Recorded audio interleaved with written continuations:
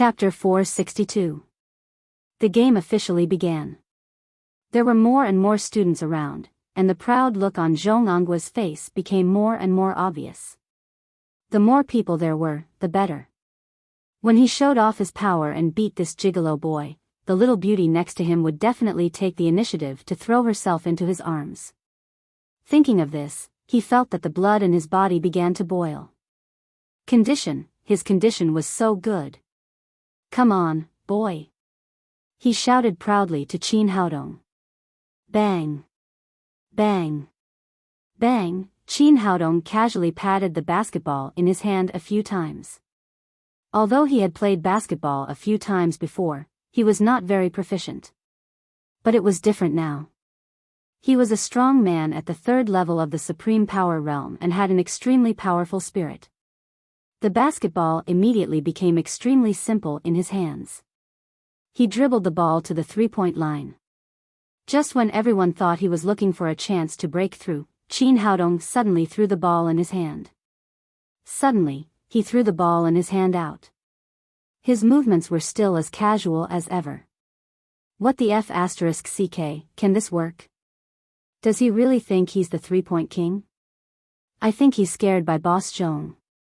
He doesn't dare to dribble the ball, so he can only rely on his luck. Seeing Qin Haodong start to shoot, Zhong Anghua, who had been in a defensive posture, also straightened his back.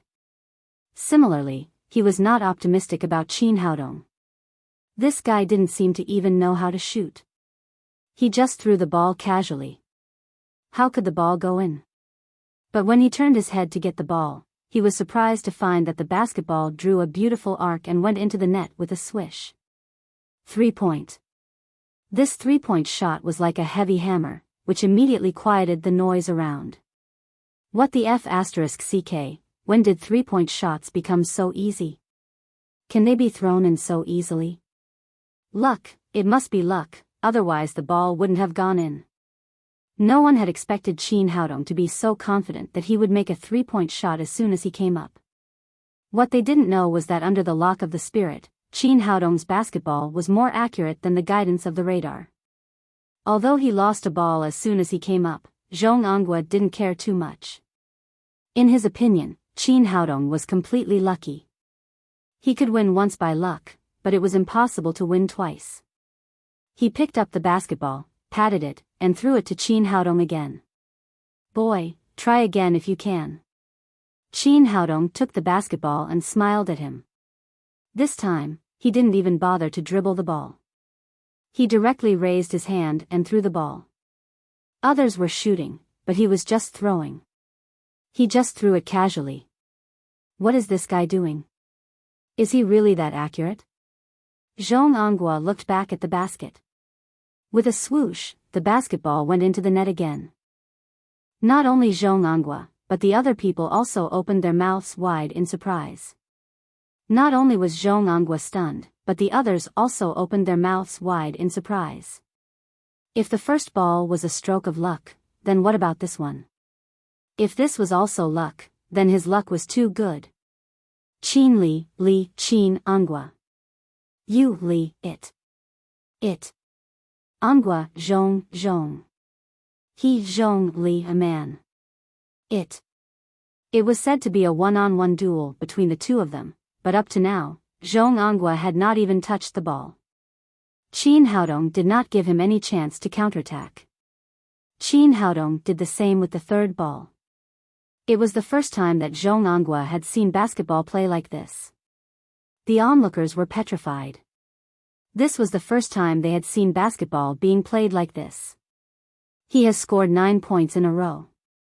Although this guy's shooting action is not standard, or even not shooting at all, his accuracy is amazing. Boss Zhong is in trouble. If this goes on, he will score 21 points.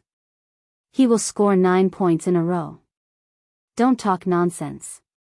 I have lived for more than 20 years, but I have never seen anyone score 7 three-pointers in a row. Don't talk nonsense. I have lived for more than 20 years, but I have never seen anyone score 7 three-pointers in a row. And in the next game, Boss Zhong will definitely not give him an easy chance to shoot three-pointers. As long as he misses, the ball will fall into Boss Zhong's hands. At that time, with Boss Zhong's ability, it will not be a problem for him to score 20 points in a row. After Qin Haodong scored 3 3-pointers in a row, the situation on the court changed dramatically. The one-on-one game, which was originally thought to be one-sided, suddenly became suspenseful. The people watching the game widened their eyes and concentrated, looking forward to the performance of the two men in the next game. At this time, Zhong Anggua's expression was completely gloomy. His eyes were fixed on Qin Haodong opposite him, releasing a gloomy look. "Boy, you hit it very well. It turns out that you are a sharpshooter. I won't give you another chance to shoot." After a loud shout, he did not directly throw the ball to Qin Haodong. Instead, he brought the ball near the three-point line and handed it over. Then, he immediately put on a tight defensive posture. This time, no matter what, he could not give the other party an easy chance to shoot. Bang! Bang! Bang! Qin Haodong did not launch a strong attack as people expected. Instead, he walked back with the ball. Looking at his leisurely appearance, it was as if he was shopping. Should he follow or not? Just as Zhong Anghua was hesitating, Qin Haodong suddenly hooked his hand. Suddenly, he hooked his hand, and the basketball in his hand drew an arc and flew toward the basket. Damn, how can this work? I can see that this kid only knows how to shoot 3-pointers. He doesn't know how to play at all. Although he is leading now, he will definitely not win. A big hook 3 meters from the 3-point line. I have lived for so long, but I have never seen it. With my many years of playing experience, this will never go in. No matter how everyone discussed it, everyone's eyes followed the arc of the basketball in the air and moved forward. It definitely won't go in. Zhong Anghua also looked back at the basket. With a crisp sound, the basketball was like a launched missile. It hit the basket accurately, and it went into the net through the air. 4 goals in a row. It's already 12 points. This was like a loud slap in the face. It made those who were not optimistic about Qin Haodong shut up. The whole audience fell into dead silence. However, after a short silence, a burst of cheers immediately broke out. Although most of these people supported Zhong Anghua, Qin Haodong's sharpshooting skill was so wonderful that they could not help but applaud. It's unbelievable. He can hook the ball from so far away. There is no such skill in the NBA, right? This time, Boss Zhong is in trouble. He has met his match. Along with the deafening cheers, more and more people gathered here. If there had been so many spectators at the beginning, Zhong Anghua would have laughed very happily. But now it was different. His expression was so gloomy that it seemed that water could drip out. He had played basketball for so many years and had played one-on-one with others countless times, but he had never been so aggrieved. He had a lot of skills, but he was not given a chance to use them at all. He could only watch the other party shoot over his head. Uncle can bear it, but aunt can't bear it. Zhong Anghua looked at Qin Haodong with resentment in his eyes. He picked up the basketball again and walked toward Qin Haodong step by step. This time, he looked very serious. After putting on a defensive posture again, he threw the basketball to Qin Haodong. And at the moment when Qin Haodong caught the ball, he immediately closed in. This kind of close defense outside the 3-point line made many people who had just come to watch the game very puzzled. It was still so far away from the basket. Why did Boss Zhong close in to defend? Wasn't he afraid that the other party would break through if the gap was too big? Just when these people were surprised and puzzled, Qin Haodong began to dribble the ball. He took a step back, and Zhong Anghua took a step closer as if he was facing a formidable enemy. In his opinion, he had a great height advantage.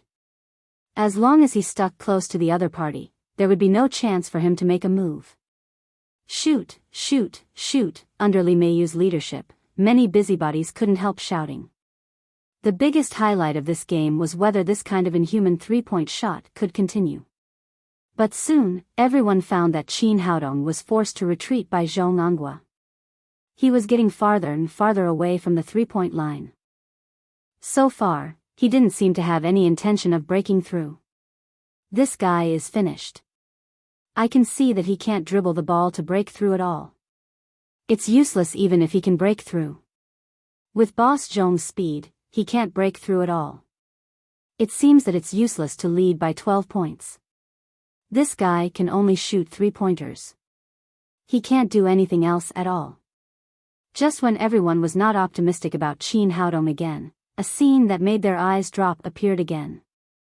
They saw Qin Haodong turn his back to the tall and strong Zhong Anghua. He actually held the basketball in his hands and threw it to the basket behind him. What the F***ck, what is this? Is this the legendary old lady carrying a pot of urine? There was no doubt that Qin Haodong's shooting method was the most unpopular move in the basketball world. Generally, it was used by people who didn't know how to play basketball. Everyone called it the old lady carrying a pot of urine. But it was this kind of unorthodox move that made Zhong Anghua helpless. He couldn't get the ball through Qin Haodong. The basketball flew out of Qin Haodong's hand, drew a big arc, and finally went into the net with a swish. The whole audience was silent. Everyone's hearts were broken. How could there be such a F***king way to play? He didn't even look at it. He threw the ball with his back to the basket, and it was the most unpopular old lady carrying a pot of urine. But the ball went in. It was useless to be angry. Zhong Anghua stood there in a daze. It was not that he was incompetent, but the other party. The other party didn't play according to the routine at all. Even the basketball emperor Boluan Zhang couldn't defend against this kind of shooting method. 5 consecutive 3-pointers and the score on the court was 15-0, which had completely stunned the captain of the basketball team. He took the basketball in his hand again and said with a gloomy expression, "Do you only know how to shoot 3-pointers? Can't you do something else?" He wanted to provoke Qin Haodong and make him change his scoring method. There was no other way. This kind of 3-pointers had made him desperate. "No, because I like it." Qin Haodong smiled at him. After taking the ball, he quickly threw another incredible 3-pointer.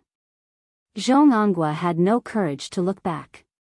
He could guess from the cheers next to him that the ball had gone in again. He really couldn't understand. How did this guy's hands grow? How could he make 100% of the shots?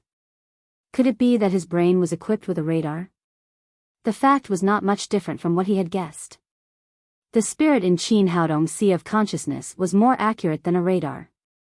There was no suspense in the game. In the end, Qin Haodong completely crushed Zhong Anghua with another 3-pointer and won the game with a wide score of 21-0. There was a burst of cheers and applause for Qin Haodong. Li Meiyu, who was excited, rushed over and gave Qin Haodong a big hug. Zhong Anghua stood on the court with his eyes full of anger. He shouted at Qin Haodong, "I don't accept it. It's not fair. If I had the ball first, I would have been able to beat you 21-0. Lu Wei and the others also shouted, "That's right." If Boss Zhong hadn't given the ball to him, he wouldn't have had a chance to shoot at all. Li Meiyu glared at them and shouted, "Don't you have any shame?" It was the big man who handed over the ball. How can you blame others? Chapter 463. Under the attention of thousands of people, although Zhong Anghua knew that he was in the wrong, he still couldn't let go of his pride and shouted, "If you have the ability, let's compete again. Let me go first." Qin Haodong glanced at him and thought that this guy was too shameless. It was him who pretended to give the ball to him first. Now that he lost, he didn't admit it. Since he was shameless, then he would slap his face hard. He said, "Okay, that's what you said. Don't regret it." Seeing that Qin Haodong had agreed, Zhong Anghua was immediately overjoyed. In his opinion, the guy in front of him could only shoot 3-pointers. He couldn't compare with him in other aspects at all. As long as he had the ball, the other party could only watch helplessly. "Of course I won't regret it. I'll beat you until you look for your teeth on the ground." After he finished speaking, he took the basketball and walked directly to the service line. The people who were about to leave saw that there was something interesting to watch, so they all retreated to the periphery of the court and continued to watch with great interest. Zhong Anghua grabbed the basketball with one hand, as if the court had been controlled by him. He shouted to Qin Haodong, "Are you ready? I'm going to kick off." "Okay, come on," Qin Haodong said very casually. He also stood very casually. He didn't raise his arm like Zhong Anghua had just done, nor did he take a defensive posture. He didn't look like a player at all, but more like a spectator on the sidelines. Rookie. Zhong Anghua was even more convinced that this was a rookie who couldn't play. Bang. Bang. Bang, he dribbled the ball forward, and Qin Haodong still followed him very casually. "Since you don't know how to defend, then I'll show you my 3-pointers. After making up his mind, Zhong Anghua made a beautiful stop, then jumped high and threw the basketball out with both hands in a very standard posture. After the ball was thrown, a smug smile appeared on the corner of his mouth. This time, he felt very good, and the 3-pointers would definitely be scored. Good ball. Boss Zhong is also going to shoot 3-pointers, Lu Wei and Zhang Chao shouted excitedly. They also hoped that their boss could win this game. But before they finished shouting, they saw Qin Haodong's figure suddenly appear in the air. He raised his right hand high and slapped the basketball that had just been thrown. F***CK. He blocked Boss Zhong's shot. Not only were the audience around surprised, but even Zhong Anghua was extremely surprised. He was 1.95 meters tall, while Qin Haodong was only 1.80 meters tall. There was such a big gap between the two of them. In addition, he was making a backward jump shot. Generally speaking, it was impossible to be blocked. However, this guy in front of him was a monster. Something that was clearly impossible became possible for him. But things did not end there. The basketball that was slapped back by Qin Haodong hit Zhong Anghua's left face with a bang. The force was so great that not only did it swell Zhong Anghua's cheek, but it also made him unable to control the balance of his body. With a plop, he fell to the ground with a big butt. The whole stadium was silent. No one had ever seen such a vicious block. After being stunned for a moment, Zhang Chao and Lu Wei immediately rushed up and pointed at Qin Haodong, yelling, "What are you doing, boy? Who plays like you?" Qin Haodong smiled and said, "Why? He shot and I blocked. What's wrong with that? Did I break the rules or are you guys too sore to play?" Zhang Chao and Lu Wei were suddenly at a loss for words. Although Zhong Anghua's hit was not light, Qin Haodong's block was clean and neat. There was no sloppiness, let alone a foul. If they were hit, they would have to suffer in silence. Li Meiyu also ran to Qin Haodong's side. She glared at the two of them and shouted, "What are you doing? It's just a block. It's an accident that it hit someone. Are you going to act shamelessly?" The people around also began to talk. Everyone stood on Qin Haodong's side without any objection. After all, whether it was football or basketball, there had never been a foul because the ball had hit someone. They could only hope that the player who was hit did not defend well. At this time, Zhong Anghua stood up with his hand covering his red and swollen cheek. Although he was annoyed by the slap, he really could not find any reason to complain. He could only wave his hand to Zhang Chao and Lu Wei and let them leave. Qin Haodong picked up the basketball and turned it in his hand. He looked at Zhong Anghua and said, "I know you are not convinced. Let's do it again. The ball is still yours. Today, I will keep playing until you are convinced." His words were extremely domineering. He threw the basketball in his hand over. Zhong Anghua took the ball. He was really not convinced. The guy on the opposite side did not show any signs of playing. How could he lose? It was a one-on-one duel. The game started again. It was still Zhong Anghua who took the lead in controlling the ball. This time, he became more cautious. He dribbled the ball and kept breaking forward, looking for opportunities. Qin Haodong still followed him like he was shopping. He did not steal the ball, nor did he press forward. He seemed to be waiting for him to shoot. This time, Zhong Angua gave up the idea of being in the limelight. He directly dribbled the ball into the three-point line. He found a position he was best at and raised the ball to shoot. As soon as he raised the ball, Qin Haodong jumped up fiercely. His jump was amazing, blocking the offensive route of the basketball. A strange smile appeared on Zhong Angua's swollen mouth. It was just a feint. Qin Haodong, who did not have much experience on the court, was fooled. It was impossible for people to hang in the air forever. When Qin Haodong's body fell quickly, he jumped up fiercely. The basketball in his hand drew an arc and flew out. Good ball. Boss Zhong is really good. The guy on the opposite side can't even see the feint. He was fooled so easily. The game is finally back on track. This time, Boss Zhong will definitely score. Just when everyone thought that Zhong Angua would succeed this time, they saw Qin Haodong's toes gently touch the ground. His body, which had just fallen, jumped up again like a spring. This time, his speed was faster and he jumped higher. Then, he stretched out his right hand. With a snap, he once again blocked the basketball that had just flown out. So what if he was experienced? So what if his feint was realistic? He showed everyone that strength came first. Even though it was the second time he jumped up, Zhong Angua, who was still blocked, did not lose his temper at all. With a snap, the basketball that flew back like a cannonball hit Zhong Angua's right cheek, causing him to fall to the ground again. In this way, the right cheek was also swollen, and the left and right cheeks became exactly the same. Silence. The whole audience fell into dead silence again. Was this a coincidence or intentional? First, he hit the left cheek, and now he hit the right cheek. If it was not intentional, then it was too much of a coincidence. If it was intentional, then what kind of strength did he need to do it? Zhong Angua got up from the ground. Both sides of his cheeks were swollen, which made his eyes become slits. He looked at Qin Haodong angrily. He wanted to eat the little white face in front of him alive. He had been the overlord on the court since he was a child. He had never been hit in the face with a basketball like this. I'm sorry. I'm really sorry. It was an accident. It was really an accident. Your feint was too handsome, so I used a little more force.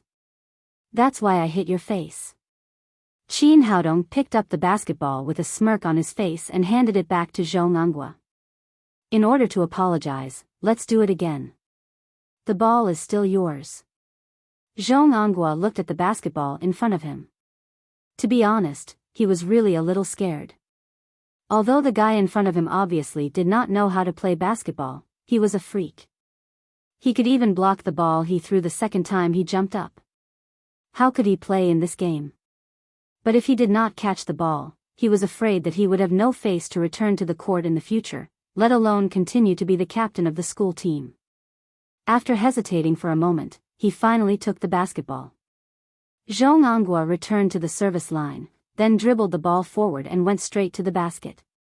He was going to use his last trump card, which was a dunk. If he shot, he could rely on his excellent jump to block. If he dunked, he would see how he could defend. It was because he had this last trump card that he dared to agree to play another game with Qin Haodong. He dribbled the ball quickly and rushed to the basket with irresistible force. Seeing that the basket was in front of him, he jumped high. He held the ball with both hands and made a heavy dunk against the basket. He wanted to vent the depression and anger in his heart through this dunk. Dunking had always been the way to score the highest points in basketball, and the error rate was very low. In everyone's eyes, Zhong Angua's dunk was bound to be successful. But when the ball in his hand smashed from top to bottom to the basket, a big hand suddenly stretched out and blocked the basketball again. Originally, with Zhong Angua's height of 195 meters and his weight of nearly 100 kilograms, coupled with this violent heavy dunk, the strength of the basketball was amazing. Ordinary people did not dare to stop it, and they could not stop it at all. But the big hand in front of him was like a wall. Not only did the ball in his hand fail to dunk, but it bounced back fiercely and hit his forehead with a bang. Then, it flew high. Zhong Anghua felt like he had been hit in the head with a stick.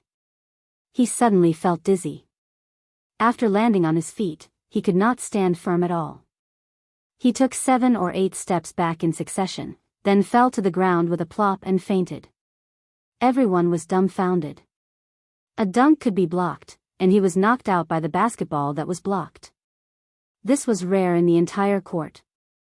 After being stunned for a moment, Zhang Chao and Lu Wei hurried forward and helped Zhong Anghua to the bench next to them. They patted his cheek and pinched his philtrum, and finally woke him up. At this time, both sides of Zhong Anghua's cheeks were swollen. Now, there was a big purple-blue bump on his forehead. It looked very strange. There was really no one else who could play basketball like this. He opened his eyes and looked at Qin Haodong. His eyes were full of anger and unwillingness. It was not that he could not accept failure, but he felt that he had lost so badly that he was about to go crazy with grievance. Qin Haodong looked at him and smiled. "What? You're still not convinced? Then I'll do something that will make you convinced." As he spoke, he picked up the basketball, went to the three-point line, and began to dribble the ball slowly. The whole audience quieted down. Everyone's eyes were focused on Qin Haodong. They did not know what he was going to do. Is he going to shoot a three-point shot? But just now, he even used the old lady's urinal. Is there a more difficult three-point shot? A weirdo like him can use his head to directly head the ball into the basket. It's also possible for it to enter the basket. When everyone was guessing, Qin Haodong suddenly moved. His figure was as fast as a gust of wind. Bang! Bang! Bang! In the rapid dribbling sound, his footsteps came to the free throw line. At that moment, everyone's pupils shrank. Their lives were filled with strong shock. Is he going to perform a dunk from the free throw line? How is that possible? This kind of difficult action has only appeared in the NBA. No one in Huaxia has been able to complete it. Oh my God, he's really flying. Qin Haodong's body had already jumped up, holding the basketball with one hand, like an insufferably arrogant god of war. Chop! Then, there was a loud bang. Under the violent impact, the whole basketball stand shook. Chapter 464.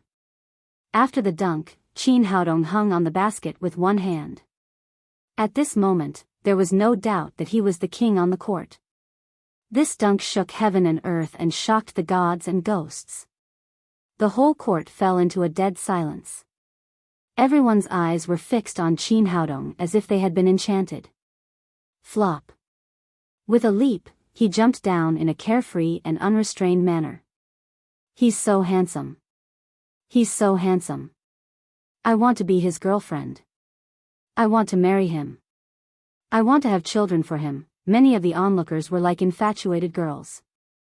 They looked at Qin Haodong, who was shining with a halo. Their eyes were full of little stars.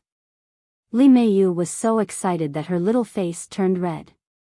She clenched her fists and her heart beat much faster than usual. She found that the guy who was shouting to pursue her was quite handsome. Qin Haodong glanced at Zhong Anghua and the others, who were completely dumbfounded. What do you think? Are you convinced or not? At this moment, no one made a sound. He just asked casually and didn't need an answer. Then he walked up to Li Meiyu and reached out his hand with a smile. Li Meiyu's cheeks were rosy. She also reached out her white and tender little hand.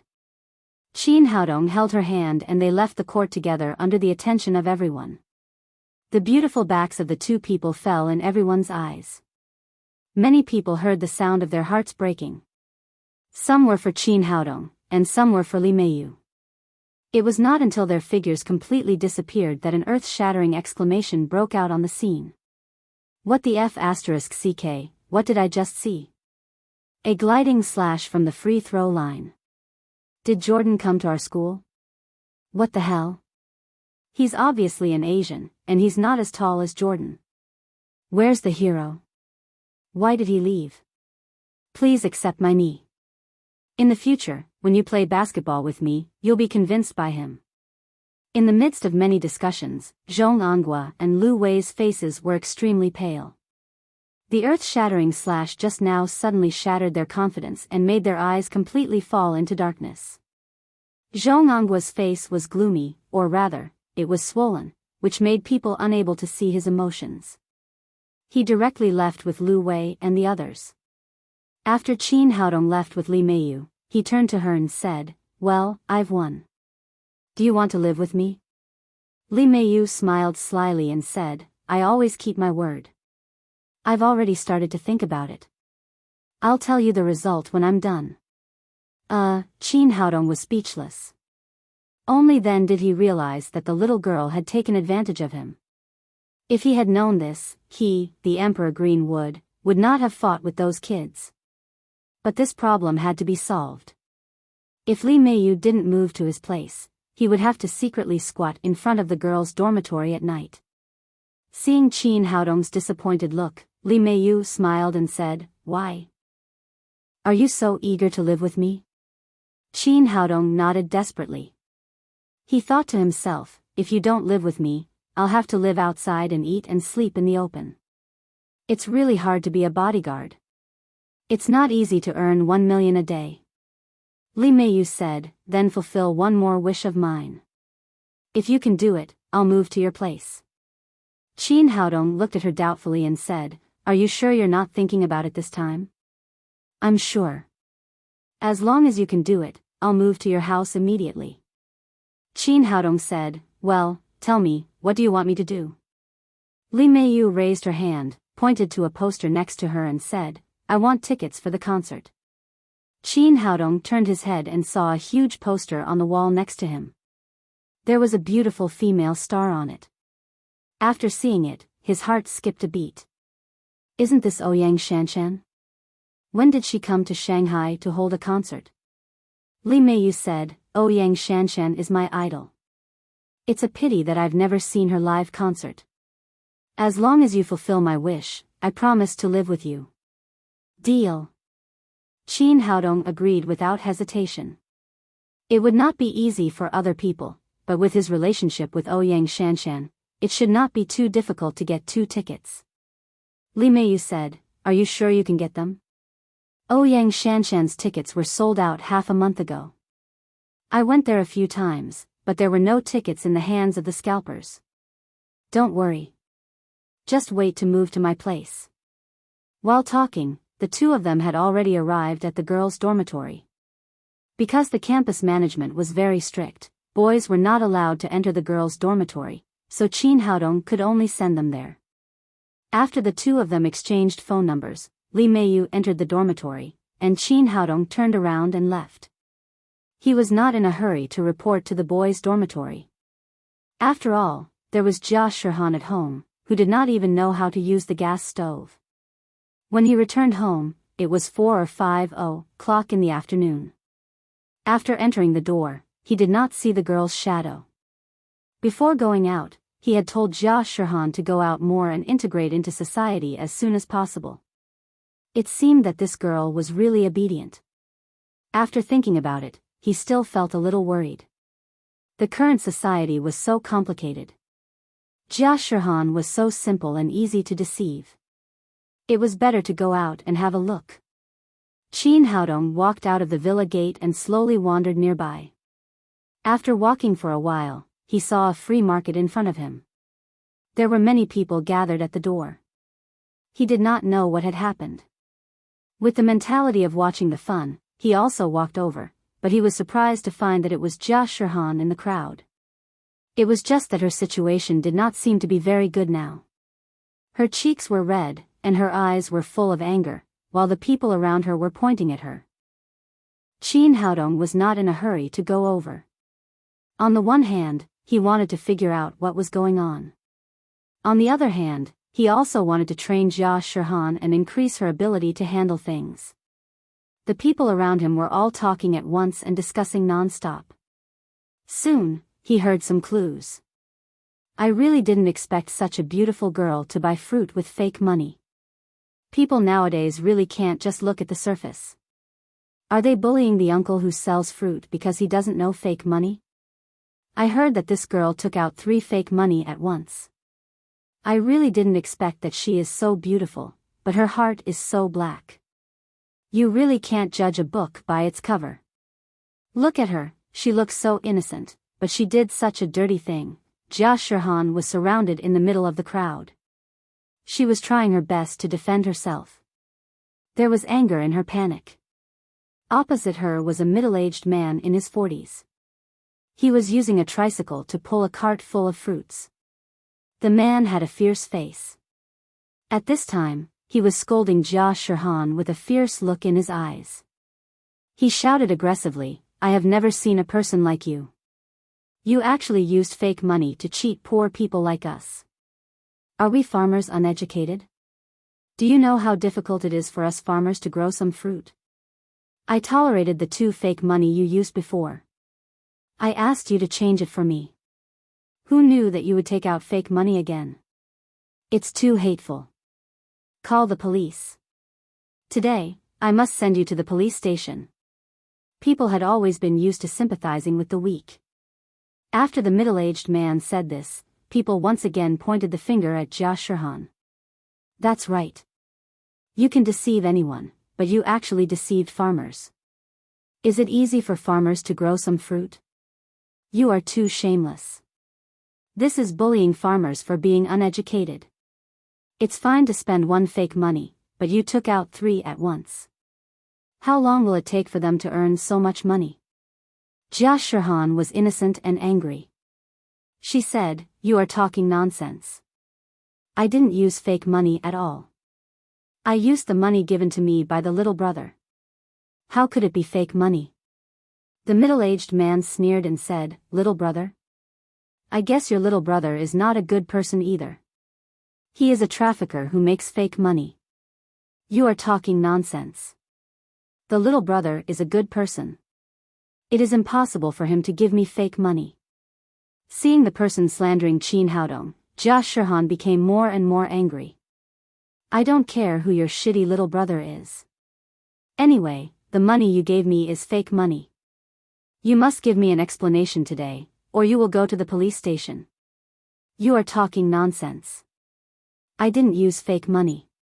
That money is not mine. Not yours? Then whose is it? Could it be that I changed the money and cheated you?" The middle-aged man pointed at Jia Shihan aggressively and said, "Since you don't admit it, let's go to the police station and reason with the police." Jia Shihan's expression changed. As a girl who was not deeply involved in the world, she had an inexplicable fear of the police. At the same time, she also felt that going to the police station was very shameful. How would she explain it to Qin Haodong? After hesitating for a moment, she said, "I won't go." "Do you think I won't go just because you said so?" The middle-aged man said aggressively, "Didn't you just shout that I changed your money? Now I won't go just because I said so. Don't even think about it. Today, you must compensate me for my loss. 3 fake money is 300 yuan. You have delayed my business for so long. Compensate me another 200 yuan. You must compensate me 500 yuan. Otherwise, we will go to the police station." He looked at Jia Shihan with a sneer. "Little girl, it looks like you are young. Deal with the matter as soon as possible.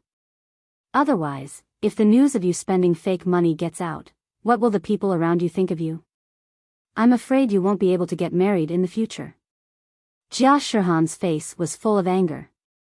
She clenched her fists, but there was nothing she could do in the face of this middle-aged man. "Brother, I didn't see that you really have the ability to bully an innocent girl like this." The person who spoke was naturally Qin Haodong. After understanding the matter, he couldn't stand it anymore. "Little brother, you are here."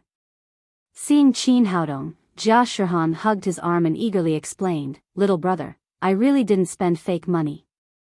I used the money you gave me. It can't be fake."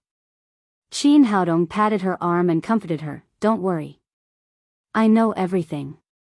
That guy is cheating you. You don't have to worry about it. Leave this matter to me. Jia Shirhan nodded. Apart from her master, the man in front of her was the only person who could give her a sense of security. When the middle-aged man saw Jia Shirhan's companion, he frowned and shouted, "Who are you?" Qin Haodong said, "I am the little brother who made fake money." The middle-aged man said, "Since you are together, then tell me, what should we do about today's matter?" "It's very easy." Qin Haodong took out his mobile phone and looked at him playfully. "One of us spent fake money, and the other made fake money. Don't you want to call the police? Call the police now and let them deal with it." His words surprised everyone. No one expected him to take the initiative to call the police. Jia Shirhan grabbed his arm nervously. "Little brother, is it really okay to call the police?" Qin Haodong said, "Don't be afraid. The fake money is not ours. The police will give us justice." He glanced at the middle-aged man again. "Some people are bullying you because you are too simple and don't dare to call the police because you care about your reputation. That's why they dare to be so arrogant. But in fact, calling the police is the best way to deal with things." The middle-aged man's face changed. Then he shouted in a threatening manner, "Nonsense. When did I bully her? There are so many pairs of eyes watching. This little girl used fake money to buy my fruit. It's already very kind of me not to call the police to arrest her immediately. Do you still want to call the police now? Okay, call the police." Chapter 465. He originally thought that Qin Haodong was just bluffing and wanted to scare him. Even many onlookers thought so. However, Qin Haodong did not hesitate and directly called the police. Under the watchful eyes of the crowd, he clearly told them what had happened here and then reported the address. After hanging up the phone, he suddenly shouted at the middle-aged man, "Don't move." With this roar, everyone's eyes turned to the middle-aged man again. They saw that one of his hands was in the bag on his chest. Qin Haodong took 2 steps forward, stared at the middle-aged man and said, "I just called the police, and you want to transfer the fake money? What are you talking about? I don't have fake money." The middle-aged man argued, "I'm taking the things in my bag. What's it to you?" After he said that, he turned around and rode on the tricycle. It seemed that he was going to leave. Qin Haodong reached out and pulled out the key of the tricycle. He smiled and said, "Brother, you asked me to call the police. Now I have called the police. Why are you in a hurry to leave? And don't touch the bag on your chest. Now everyone is watching. It will be bad if you are misunderstood as moving the stolen goods. Boy, do you want to F***king die?" The middle-aged man looked fierce and stared at Qin Haodong fiercely. "I have to do business. I don't have time to play with you. Get out of here. I won't argue with you." As soon as he said that, the people around him also saw that something was wrong. There is obviously something wrong with this guy. This is a sign of a guilty conscience. He just shouted that he would call the police. Now that they really called the police, he wants to run away. This is a guilty conscience. We almost wronged that little girl just now. We can't let him go. Such a big man actually bullied a little girl. It's outrageous. The situation took a sharp turn. Although everyone was still angry, the spearhead turned to the middle-aged man. Seeing that things were not good, the middle-aged man stared fiercely at Qin Haodong, who was standing in front of the car. "Are you going to get out or not?" As he spoke, he also touched a watermelon knife that was more than a foot long on the tricycle. It was full of threat. "Little brother, be careful," Jia Shirhan shouted anxiously. The others also shouted, "Young man, be careful. He is a cornered dog." Qin Haodong smiled and said, "It's okay. I've never been afraid of dogs since I was a child. The last thing I'm afraid of is a cornered dog jumping over a wall. You're F***king courting death." Seeing that time was ticking away, and the police were about to arrive, the middle-aged man finally lost his mind. He picked up the watermelon knife in his hand and fiercely stabbed Qin Haodong. Who would have thought that this guy would really dare to make a move? Screams rang out from the surroundings. The crisp sound of "pa pa" could be heard. Of course, Qin Haodong was not hurt by the watermelon knife. On the contrary, he grabbed the middle-aged man's wrist, and the watermelon knife fell to the ground with a clang. Then he slapped the man's face several times. "You're a pretty big man, can't you have some shame? Not only did you use fake money to cheat people, you even bullied a little girl. Does your mother know that you're so shameless?" Qin Haodong slapped him a few more times and then kicked him to the ground. People didn't see how Qin Haodong did it. They only saw him subdue the vicious middle-aged man. Cheers immediately rang out around them. "Good job, young man. Not only do you have guts, but you also have skills. Good job, young man. I'll give you a thumbs up, young man. Do you have a girlfriend? My niece doesn't have a boyfriend yet. How about I introduce her to you?" In the hustle and bustle, a police car drove over. The door opened and several policemen got out of the car. When Qin Haodong saw the policewoman, he was stunned. He almost suspected that he had crossed over to Jiangnan City. Wasn't this valiant policewoman Nailan Wuxia? "You. Why are you here?" Nailan Wuxia seemed to be very satisfied with Qin Haodong's reaction. She smiled mischievously and said, "Why? Didn't you call the police and ask me to come?" Qin Haodong said, "That's not what I mean. Shouldn't you be in Jiangnan City? Why are you in Shanghai?" Nailan Wuxia said, "You're allowed to come to Shanghai, but I'm not allowed to come." What else did Qin Haodong want to say? Nailan Wuxia waved her hand and said, "Let's get down to business first. We'll talk about other things later." She pointed to the middle-aged man who had fallen to the ground and said, "What's going on?" Qin Haodong told her what had happened. Nailan Wuxia turned around and said, "Go and search him. See what's in his bag." "Yes, Sheriff." The two policemen answered and went over to take the bag on the middle-aged man's chest.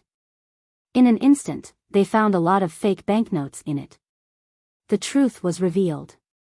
This guy was a swindler who used fake banknotes to deceive people. Qin Haodong helped Jia Shihan get back the money that belonged to her. On the way, he packed a few kinds of fruits. He had been cheated by this guy, so he had to get some interest. After the matter was settled, the middle-aged man was handcuffed by the two policemen and escorted to the police car. Qin Haodong pulled Nailan Wuxia to the side and said, "What's going on? When did you arrive in Shanghai?" Nailan Wuxia said, "Today is my first day at work. It's really a coincidence that I ran into you and called the police. Aren't you a captain in Jiangnan City? Why did you come to Shanghai to be a sheriff? The difference in rank is too big." Nailan Wuxia smiled and said, "It doesn't matter. Whether it's a captain or a sheriff, it's of no use to me. You. Is it worth it?" Qin Haodong knew very well that Nailan Wuxia gave up her position as the captain of the crime squad and came to Shanghai to be an ordinary policeman. All of this was because of him.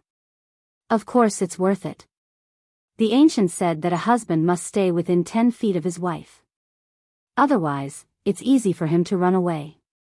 Although you're just a person I like, you can't be too far away. Nailan Wuxia smiled, pointed to Jia Shihan next to her, and said, "Sure enough, I didn't watch you for a day, and you hooked up with a little beauty so soon." Qin Haodong knew that Nailan Wuxia was joking with him, but his heart was still full of gratitude. "Forget it. I'm on duty today, and I still have things to do. Remember to invite me to dinner when you're free." After Nailan Wuxia finished speaking, she took her people to the car and went back. The surrounding people saw that there was no more excitement to watch, so they slowly dispersed. Qin Haodong said to Jia Shihan, "How was it? Did I scare you just now?" Jia Shihan bit her lip and said, "Did you see that? I'm not that timid. It's just that that guy is really annoying. There are so many bad people nowadays." Qin Haodong said, "This society is very complicated. There are many good people and bad people. Since you want to enter society, you must learn to distinguish between good and bad people and learn how to protect yourself. That's why I asked you to come out and enrich your experience. Jia Shihan nodded. I see. Qin Haodong thought about it and took her to the mobile phone store across the street to buy a dummy mobile phone. If you encounter any trouble outside in the future, call me as soon as possible. I'll help you solve it then. Oh. Jia Shihan agreed and took the phone. The two of them bought some dishes for dinner and then returned to the villa together. Back home, Qin Haodong taught her how to use the mobile phone and then said, you should find a job. Making money is secondary. The main thing is to quickly get in touch with society. Jia Shihan said, I understand this, but I only know how to play the piano. I don't know anything else. Qin Haodong thought about it. This was a problem. The little girl in front of him was half ancient. It was really not easy to find a job in this society where education was required everywhere. He suddenly thought of something and said, I'll help you find a job to play the piano. Do you want to do it? Jia Shihan nodded and said, yes, as long as I can play the piano. Qin Haodong took out his mobile phone and dialed Ouyang Shanshan's number. In the Shanghai Stadium, the concert would officially be held tomorrow. Ouyang Shanshan was making intense preparations. The main song of this concert was her latest song, called Baidu Yearning. This was a very ancient song. It was very pleasant to sing, but she always felt that the accompaniment of her band could not match her singing. There was always something missing. But it was no wonder. She sang ancient songs, and the instruments used in modern times were electronic keyboards, electric guitars, pianos, and other new instruments. Although they could also play beautiful music, they were still a little inferior in terms of taste and feeling. After an afternoon of joint practice, the others felt that the singing effect was very good. Only Ouyang Shanshan was still not very satisfied. At this moment, her cell phone rang. When she saw the name displayed on the screen, her breathing suddenly became rapid. For so many days, that strong figure often appeared in her dreams. She missed him but couldn't meet him. It was because of this that she created this 100 days of lovesickness. The reason why this song was almost perfect was because it expressed her heart. She took a deep breath and picked up the phone with slightly trembling hands. Haodong, is that you? They hadn't seen each other for a long time, but she did not feel unfamiliar with this man at all. On the contrary, she directly changed Mr. Qin to a more intimate name. Superstar, I heard that you are going to hold a concert in Shanghai, right? Yes, it's tomorrow. It's a pity that you can't come to watch it. Ouyang Shanshan's heart was indeed very regretful. This song was written for this person. It was a pity that he could not come to watch her concert. Qin Haodong said with a smile, who said that? I'm in Shanghai now. I'll go to your concert tomorrow night. Really? You're not lying to me? Ouyang Shanshan suddenly became excited. Of course I'm not lying to you. I'm living in the number 1 district of Shanghai now. Do you have time now? Come to my house, I'll treat you to dinner. I have time. I'll go now. Ouyang Shanshan hurriedly agreed. These days, she had been looking forward to seeing Qin Haodong again. Now that she finally had the opportunity, she would not miss it. Well, I'll send you the address. After saying that, Qin Haodong hung up the phone and sent his location over. Ouyang Shanshan hung up the phone and hurriedly took off the rehearsal costume. Zhao Sijia, the agent next to her, quickly said, Shanshan, what are you doing? She was the top agent who had recently been sent to Ouyang Shanshan's side. She had always felt that Ouyang Shanshan was calm and had the temperament of a star. She had never been so flustered. Ouyang Shanshan said while changing her clothes, I'm going to see a friend. But our concert is going to start tomorrow, and we have to rehearse today. It doesn't matter. Aren't we almost done with the practice this afternoon? Tell everyone to rest tonight and rehearse tomorrow morning. In Ouyang Shanshan's opinion, the fact that Chin Haodong could ask her to have dinner alone at home was absolutely more important than anything else. Perhaps that man also had her in his heart. After that, she called the driver and hurried to the number 1 district of Shanghai. Chapter 467. Sitting in the car, Ouyang Shanshan's mind began to tumble. The scenes of her and Chin Haodong reappeared in front of her eyes. After leaving Jiangnan City last time, she found that she had fallen in love with this handsome little doctor. Because of Chin Haodong's appearance, she was saved from the fate of being given away as a gift. Because of Chin Haodong's appearance, she had established her position as the top sister in the company. Because of Chin Haodong's appearance, she no longer had to worry about being given away as a gift, nor did she have to worry about socializing with those fat bosses who coveted her beauty. She didn't know when it started, but as long as her brain was idle, that handsome face would immediately appear. After drinking for more than 20 years, she finally tasted what lovesickness was like. At the same time, she also knew that this man was too outstanding. He had several girlfriends by his side, so she had never confessed. She just silently hid this love in the bottom of her heart and used this yearning to write her hit song, Baidu Xiangxi. But she didn't expect that when her concert was about to be held, Chin Haodong took the initiative to call her. Did her thoughts move God? Then, his thoughts flooded like a tide.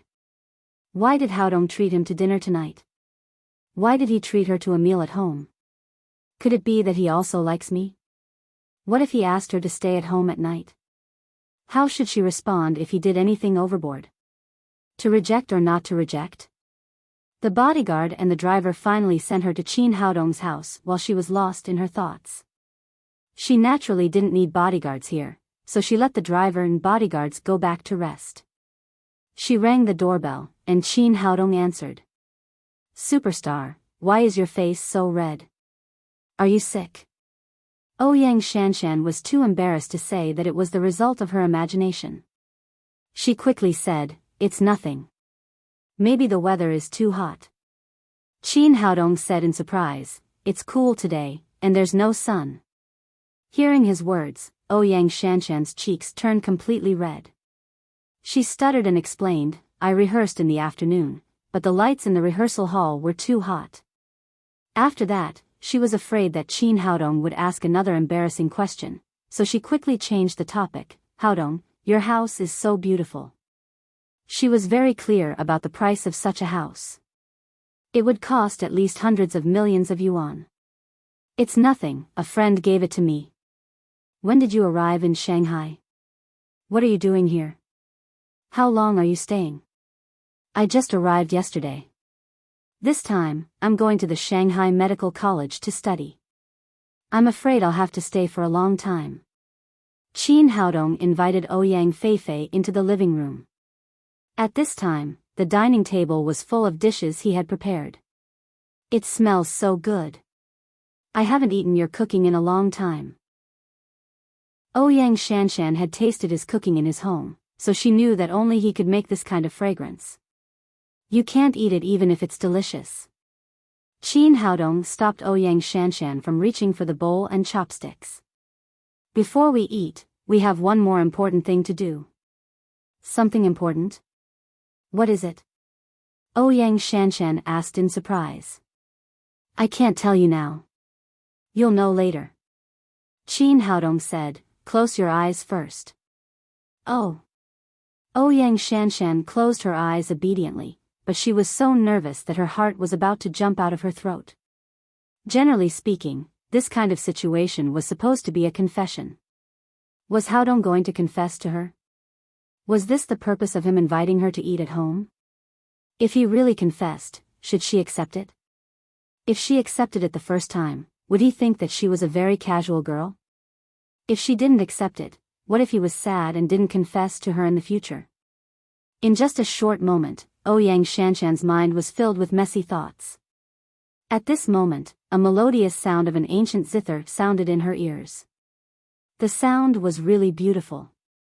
It was full of classical charm, without any impurities, and was extremely pure. It was simply the sound of nature. The music was like a handful of clear spring water that could cleanse people's hearts. At this time, there were no messy thoughts in her mind, only music. At this moment, she found the feeling she was pursuing. If she wanted to perform the classical charm of a classic, the rhythm performed by the ancient zither was the most suitable. She couldn't help but sing, "In a dream, we meet again. When I open my eyes, I still miss him." The most unforgettable thing is his face. Qin Haodong originally wanted Ouyang Shanshan to evaluate Jia Shihan's ancient zither. If possible, he wanted Jia Shihan to find a job in Ouyang Shanshan's band. Now, looking at the two of them, one playing and the other singing, they cooperated seamlessly. Moreover, this song that he had never heard before was full of charm and deep yearning. It reminded him of the little fellow who stayed in Jiangnan, Lin Momo, Hu Shaoxian, Nalan Wushuang, Qi Wan, and the beauties he had met in the cultivation world. In the midst of his thoughts, he was stunned for a moment. After an unknown period of time, the sound of the zither faded and the singing continued.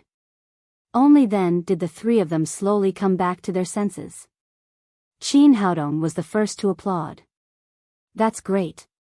You played the zither well and sang even better. It's a match made in heaven." Ouyang Shanshan opened her eyes and looked at Qin Haodong standing next to her. She asked in surprise, "Haodong, didn't you play this?" Qin Haodong waved his hand. "I don't have that ability." Although he was also proficient in music, he couldn't reach Jia Shihan's artistic conception.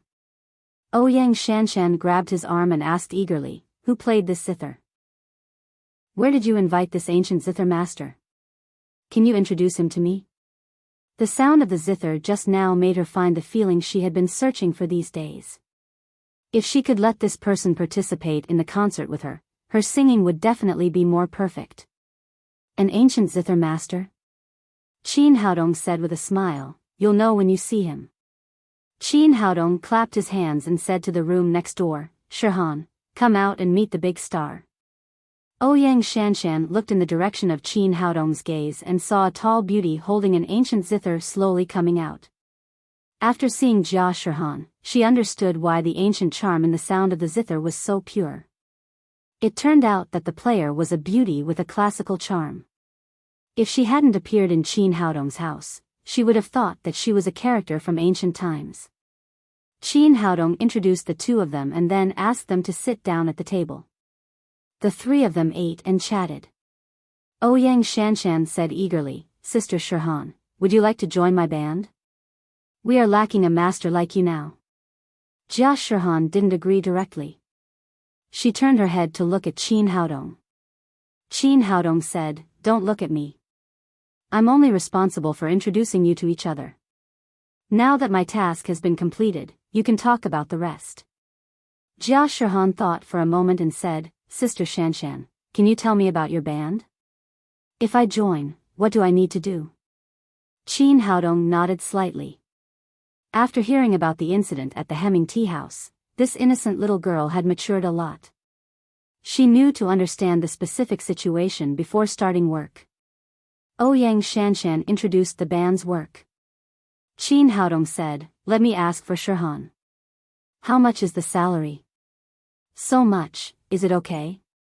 Ouyang Shanshan said as she stretched out a finger. "Isn't it too little?" Jia Shihan said with some embarrassment, "My last job also had a monthly salary of 1,000 yuan, but it wasn't even enough to rent a house." "What 1,000 yuan?" "I'm talking about an annual salary of 1 million yuan. If there are concerts, the salary will be increased by 10,000 yuan each time. There will also be a year-end bonus at the end of the year." Ouyang Shanshan was very surprised. This little girl looked very smart, but she didn't seem to understand anything. 1 million yuan, so much? Jia Shihan was surprised at first. Then she thought about it and said, "Sister Shanshan, I'm sorry. I just want to stay in Shanghai. I don't want to leave here." Ouyang Shanshan said, "Why? Aren't you alone? Why do you have to stay here?" She really didn't understand Jia Shihan's decision. The salary she offered was not low.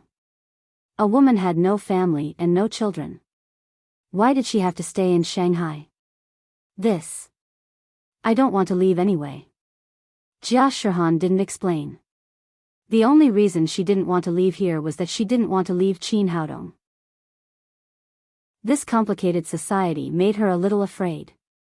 Only this man could make her completely trust him. Only by staying here could she feel safe.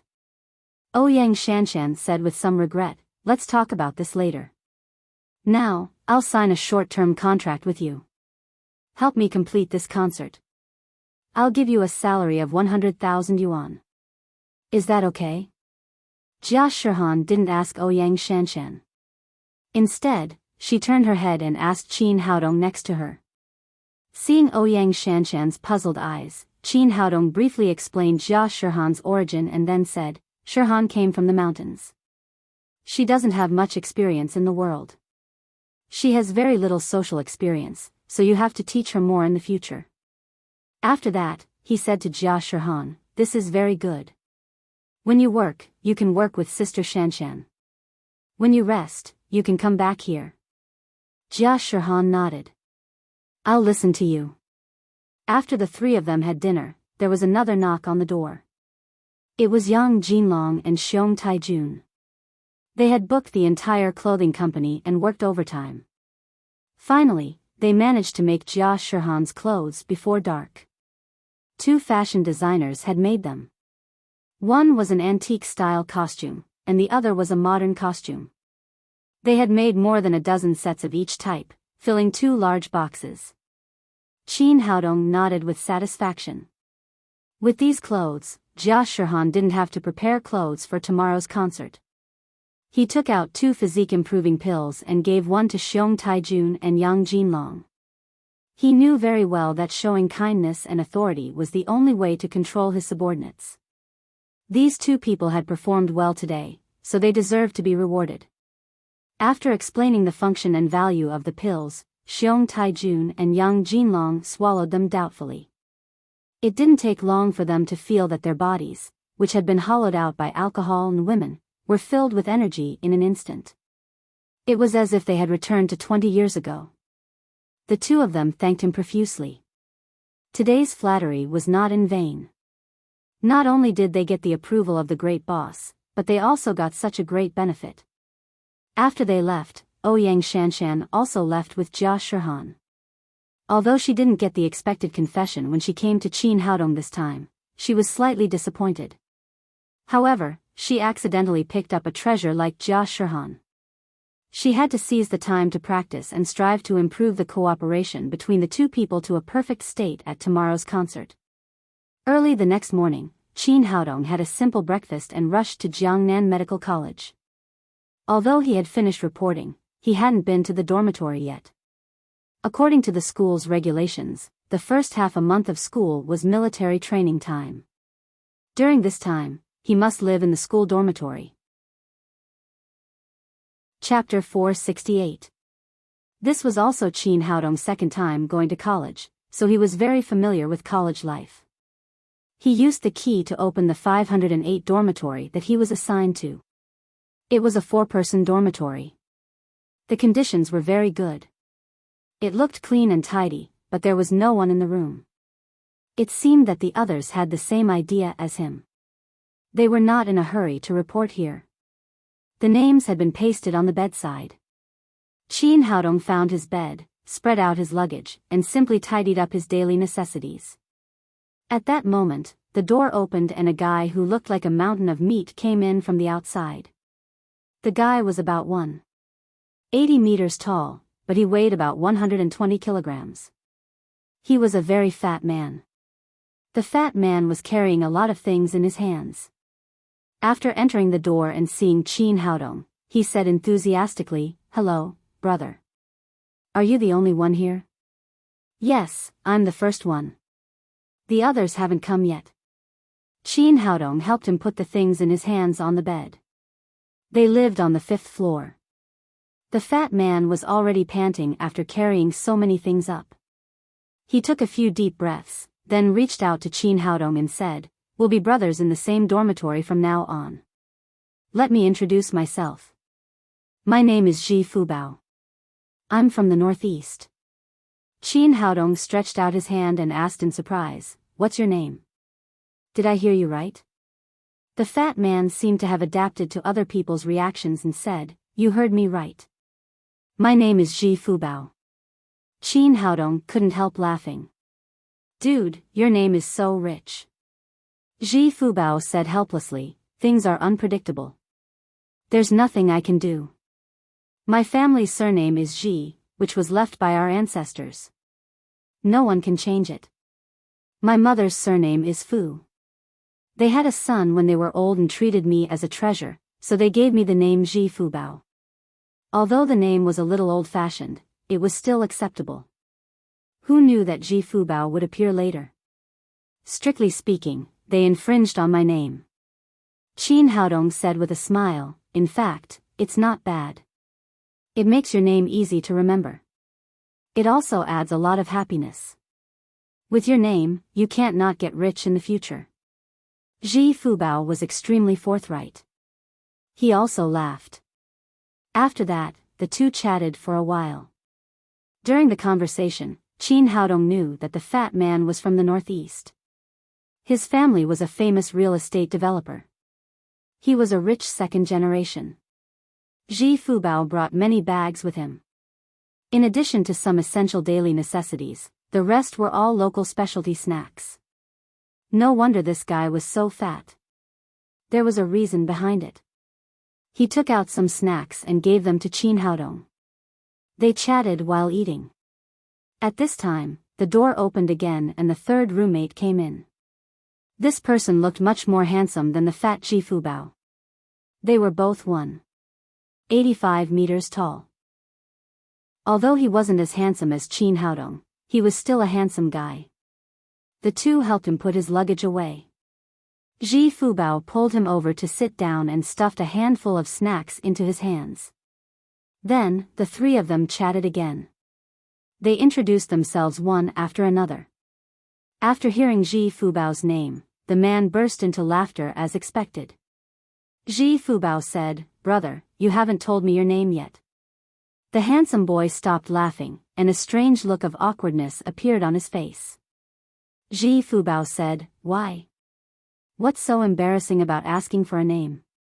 Could it be that your name is even more domineering than mine?" The handsome boy smiled awkwardly again and said, "My name is Tian Buguang." After hearing that, the fat man jumped up and cried, "Wow, there's someone with this name. Although it's not as domineering as my name, it's more obscene than mine." After saying that, he laughed. His name had always been the focus of everyone over the years. Today, he finally met someone who was funnier than his name. There were some things that could not be explained. Since he had already revealed his name, Tian Buguang no longer cared. "I can't help it. My parents are both doctors.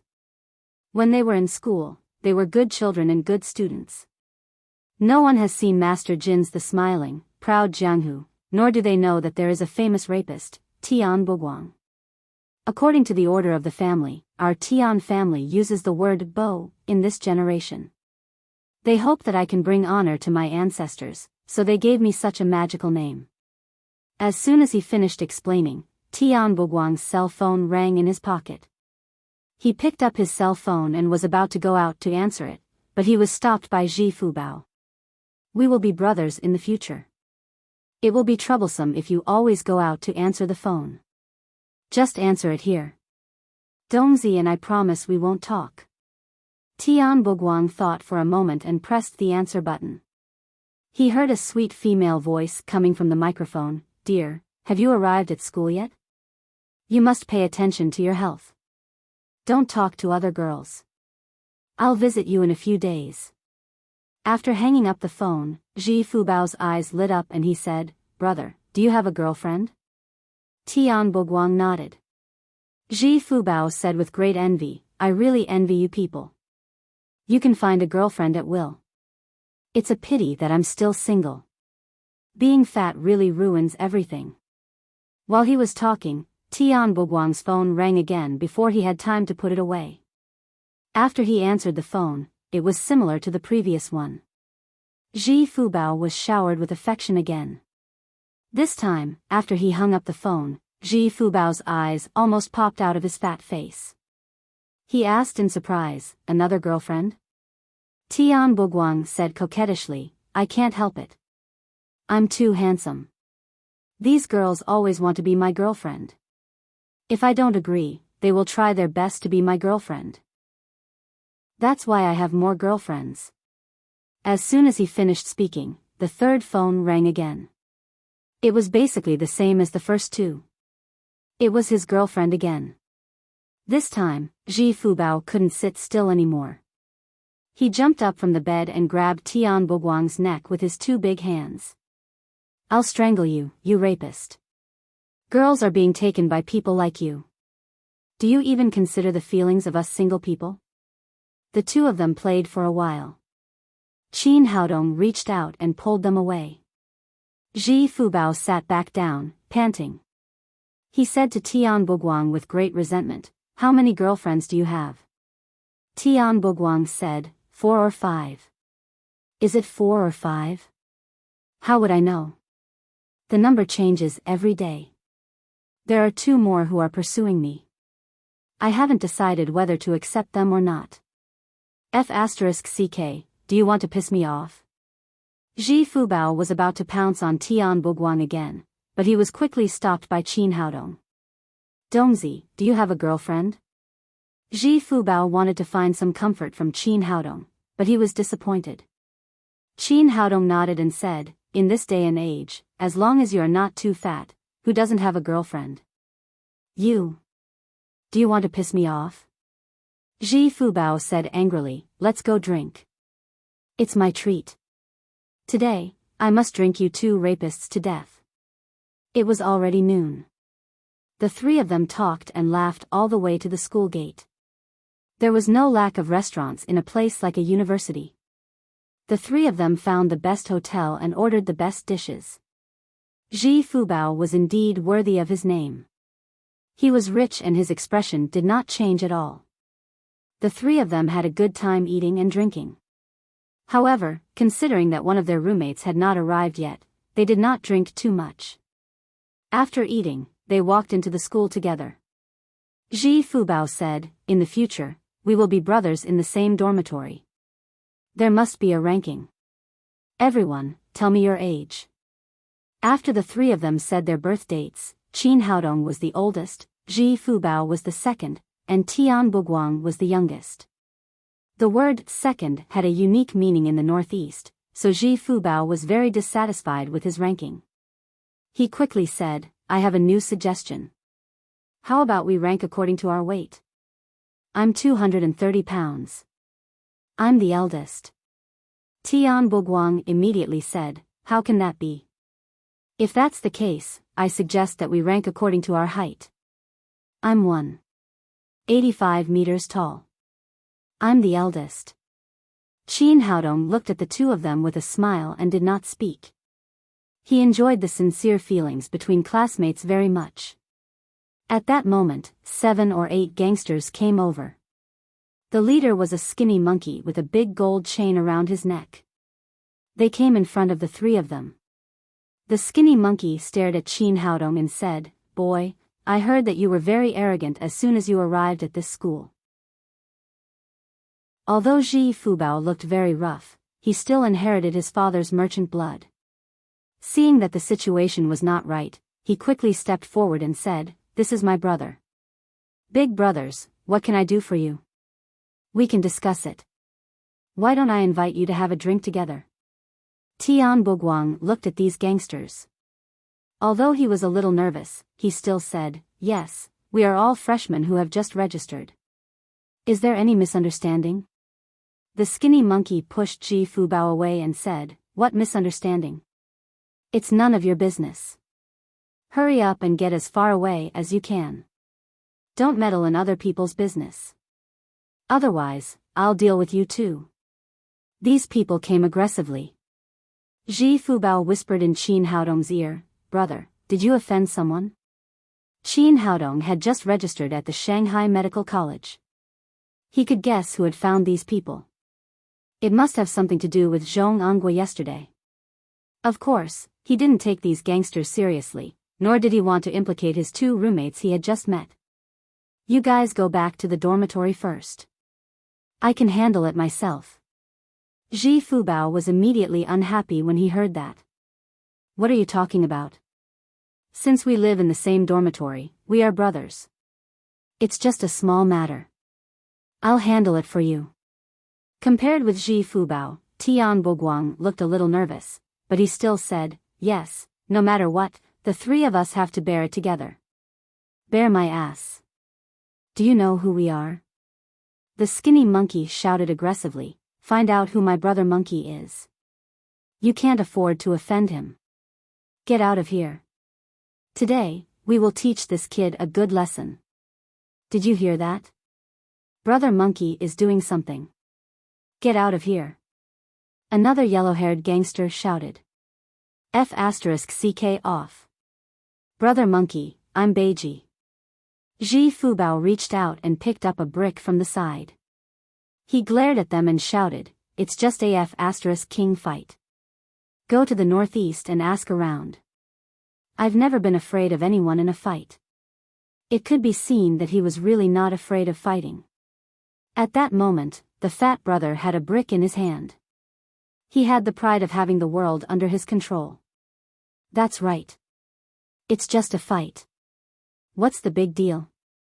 Although Tian Boguang was a little scared and his legs were trembling, he also picked up a brick from the side and stood behind Ji Fubao. Since he had already said that they were brothers, he naturally couldn't admit defeat at the critical moment. If he turned around and ran away at this time, how could he be brothers in the future? However, he was not as fierce as Ji Fubao. He thought that one more person would be able to take a few more punches. Idiot, since you want to die, I'll fulfill your wish. The skinny monkey waved his hand behind him and said, take care of these three boys together. Chapter 469. After receiving the skinny monkey's order, the people behind him rushed up with bricks in their hands. I'll fight with you. Ji Fubao roared.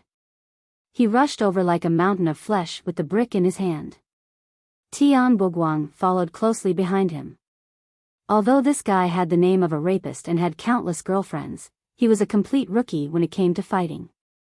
If his parents knew that he had a group fight on the first day of school, they would be so angry that they would have surgery for him. This place was not too far from the gate of the Shanghai Medical College. Many students saw the situation here, but no one knew the three freshmen. They all chose to watch from afar. Beat them hard for me. The skinny monkey jumped and shouted. Ji Fubao's momentum was the fiercest, and he was the most loyal. He stood in front of Qin Haodong and Tian Boguang. However, in terms of fighting experience, he couldn't compare with these gangsters who had been fighting for a long time. As soon as he rushed over, a gangster slapped the brick in his hand toward his big face.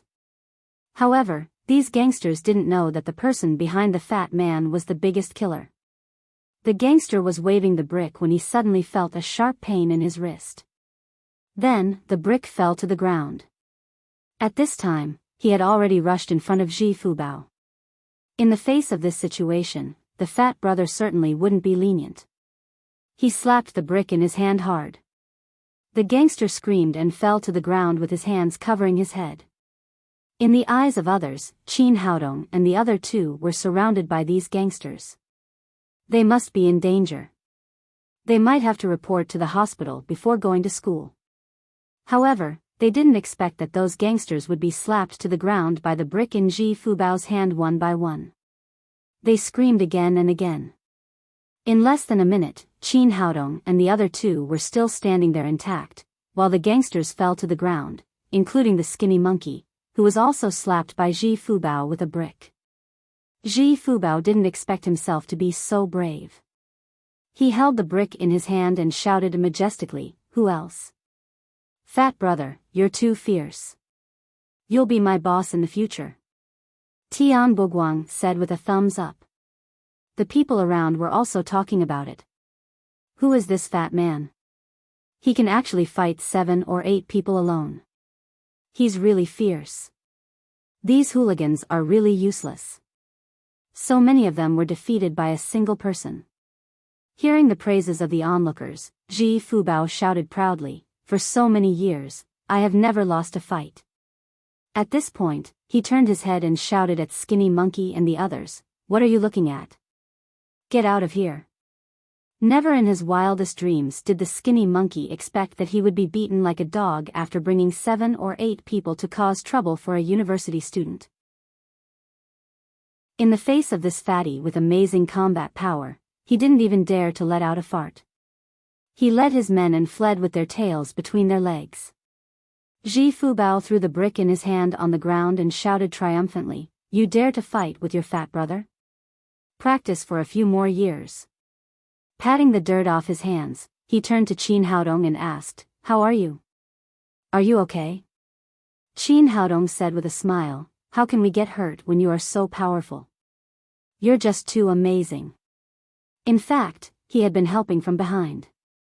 Otherwise, no matter how fierce Fatty was, he wouldn't have been a match for so many people. Tian Boguang also said, "Fat brother, from now on, you will be my full-time bodyguard. If you go out to pick up girls in the future, your safety will be guaranteed." "Bah, I don't have time to help you pick up girls."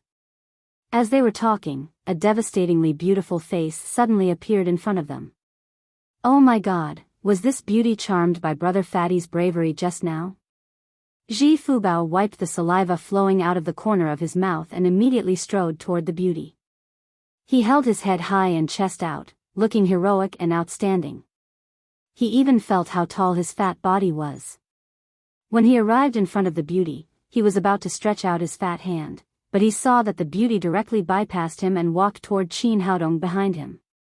The beauty who had fascinated Ji Fubao was Li Meiyu. She said to Qin Haodong, "The concert is about to start. Why are you still fighting here? Did you buy the tickets or not?" Ji Fubao turned around, looked at Qin Haodong in surprise and said, "Dongzi, is this your girlfriend?" Qin Haodong nodded. "Let me introduce you to my girlfriend, Li Meiyu." At this point, Li Meiyu interrupted him and said, "Who promised to be your girlfriend? I just said that I would give you a chance to pursue her. Now you haven't got the ticket yet. If I can't see Ouyang Shanshan tonight, there's no need to talk about it." Qin Haodong said, "What are you talking about? Isn't it just a concert ticket?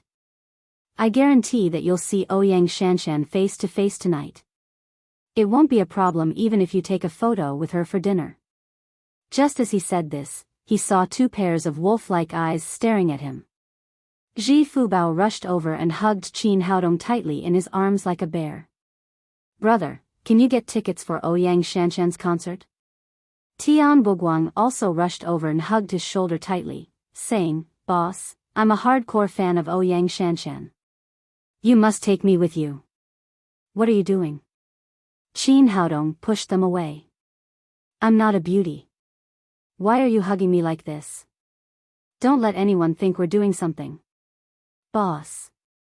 Ji Fubao's eyes lit up and he shouted, "Boss, I'm Ouyang Shanshan's die-hard fan. As long as you can get tickets for her concert, I'll be yours. Don't talk about doing anything."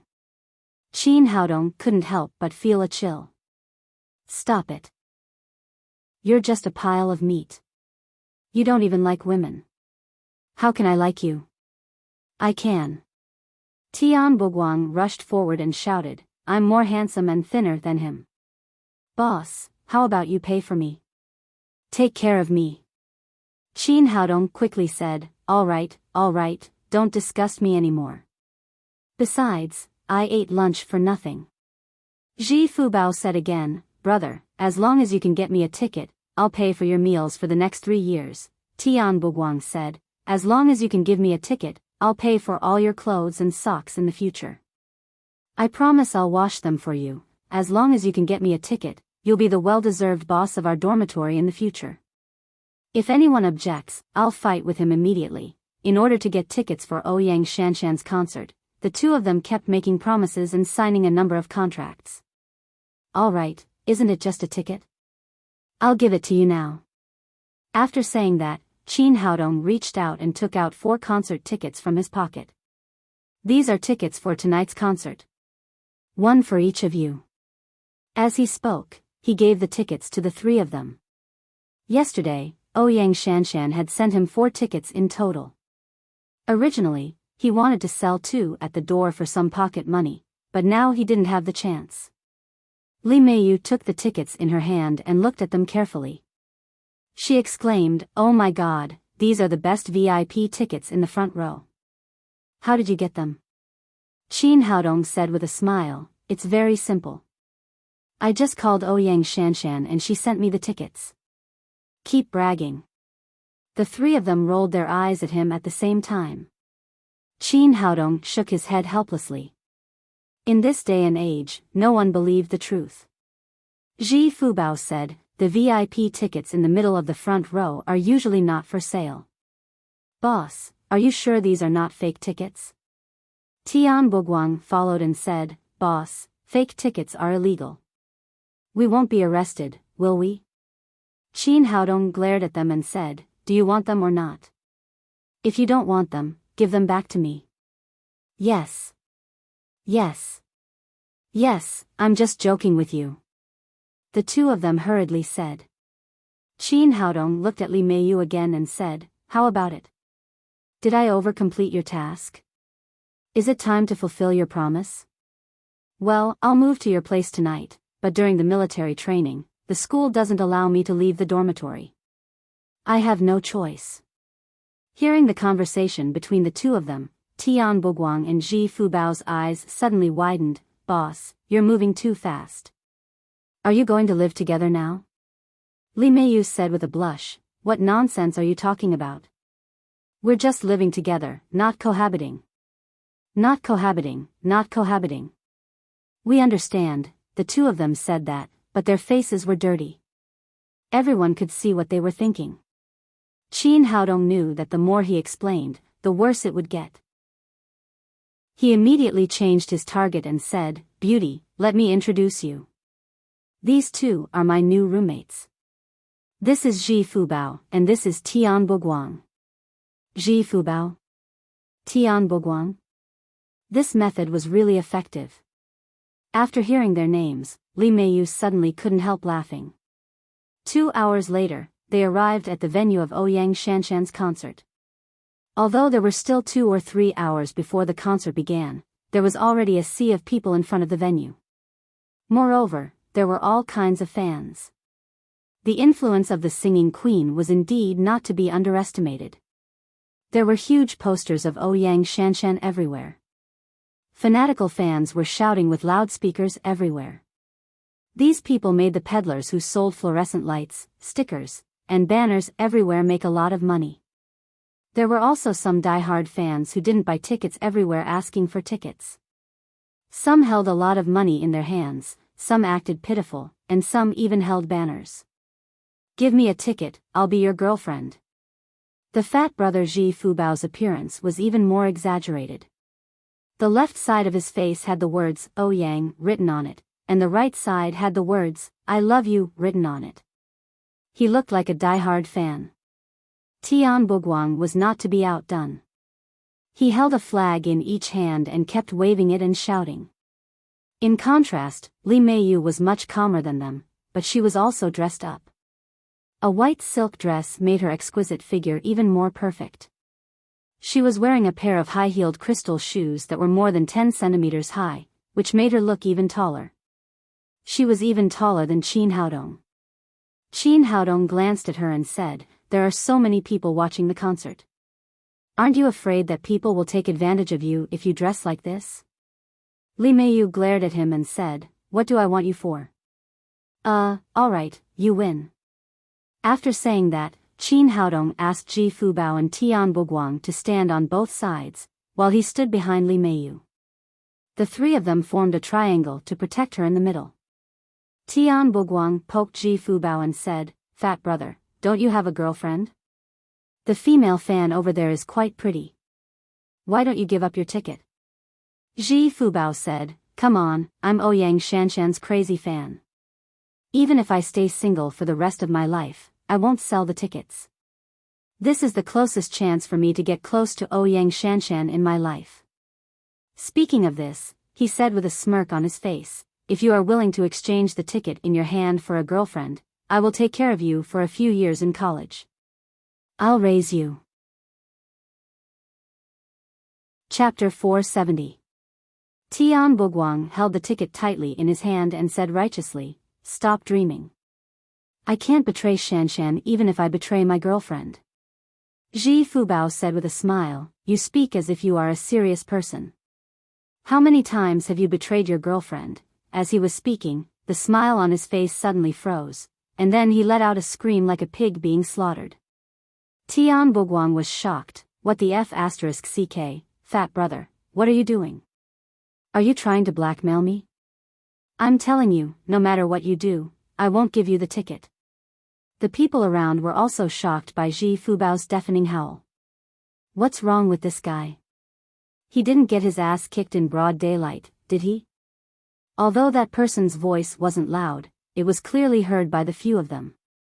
However, at this time, Ji Fubao could not care so much. He grimaced in pain, and his white and clean fat face had swollen to the color of a pig's liver. He held his left foot with both hands and jumped on the ground with one leg. Li Meiyu said, fat brother, what's wrong with you? Ji Fubao's expression eased a little. He pointed to a girl in a halter dress in front of him and said, she stepped on my foot. They all looked at the girl's feet. She was wearing a pair of red high-heeled shoes, which were not inferior to Li Meiyu's. They were more than 10 centimeters high. Looking at the thin and long high heels, which were not much different from nails at the bottom, everyone panicked for Ji Fubao. Although it was already September, the weather in Shanghai was very hot. Ji Fubao was only wearing a pair of sandals. It would be strange if he felt good after being stepped on by such high-heeled shoes. At this time, his fat foot had quickly swollen like a pig's trotter. It looked blue and purple, which was unbearable to look at. The torment was quite fast, but the girl acted as if she didn't see it. She didn't care about Ji Fubao at all. Tian Boguang poked her and said, hey, you stepped on my friend's foot. Only then did the girl turn around and look at Tian Boguang and Ji Fubao. She said impatiently, so what? I didn't do it on purpose. There are so many people here, and his feet are so big. Can you blame me? Ji Fubao was suddenly unhappy and said discontentedly, you stepped on me. Are you blaming me? In fact, he was not a petty person. Although he had been stepped on, if the girl had apologized, it would have been fine. However, he did not expect that this woman would not be reasonable at all. Not only did she not apologize, she even pushed all the blame onto him. If I don't blame you, who should I blame? Are you still underage? He's already an adult, yet he can't even watch his own feet. Who can he blame for getting stepped on? The girl seemed unwilling to give up. She looked down at her high heels, then raised her head and shouted, my shoes are limited edition from Hermes. They're worth 70 to 80,000 yuan. Can you afford to pay for them if they're damaged by your ankles? When she said this, she was confident and there was no apology on her face. On the contrary, her face was full of disgust and indifference, as if she had stepped on Ji Fubao's foot and blamed him. Tian Boguang said angrily, sister, what are you talking about? Could it be that my friend deliberately stretched out his leg for you to step on? What's wrong with me talking like that? Isn't it just stepping on someone's foot? It's not a big deal. Go back and be happy that you didn't break my shoes. Otherwise, you won't be able to afford it even if you sell yourself. At that time, she put her hands on her hips, showing a temperament that was completely inconsistent with her appearance. She looked like a quarreling shrew. Qin Haodong didn't take it seriously at first. He just stepped on her foot and apologized. However, not only did the woman not apologize, but she was also aggressive. She scolded Ji Fubao for breaking her high heels, which made him unable to stand it anymore. However, before he could speak, a tall man suddenly walked over to the girl's side and said, Lingling, what happened? The man was wearing a limited edition Armani summer suit and a Rolex watch on his hand. He had an arrogant look on his face. He came to the girl and said, "Why are you so angry? Who bullied you?" The girl pointed to Ji Fubao and said, "It's that fat man. He stepped on my shoes with his foot. These are the limited edition Hermes high-heeled shoes you bought for me. If they are broken, he can't afford to pay for it."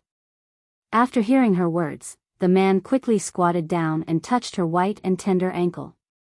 He said with a distressed expression, "It doesn't matter if the shoes are broken.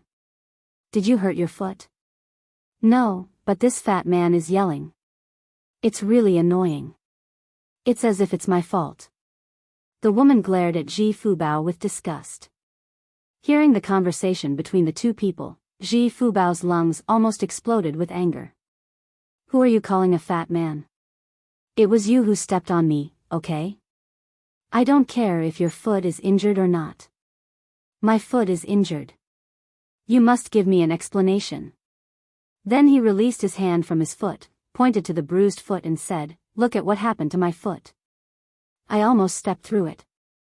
The man stood up, looked at Ji Fubao with disdain and said, "You're a man. It's not a big deal. Why are you still yelling? Don't you feel ashamed?"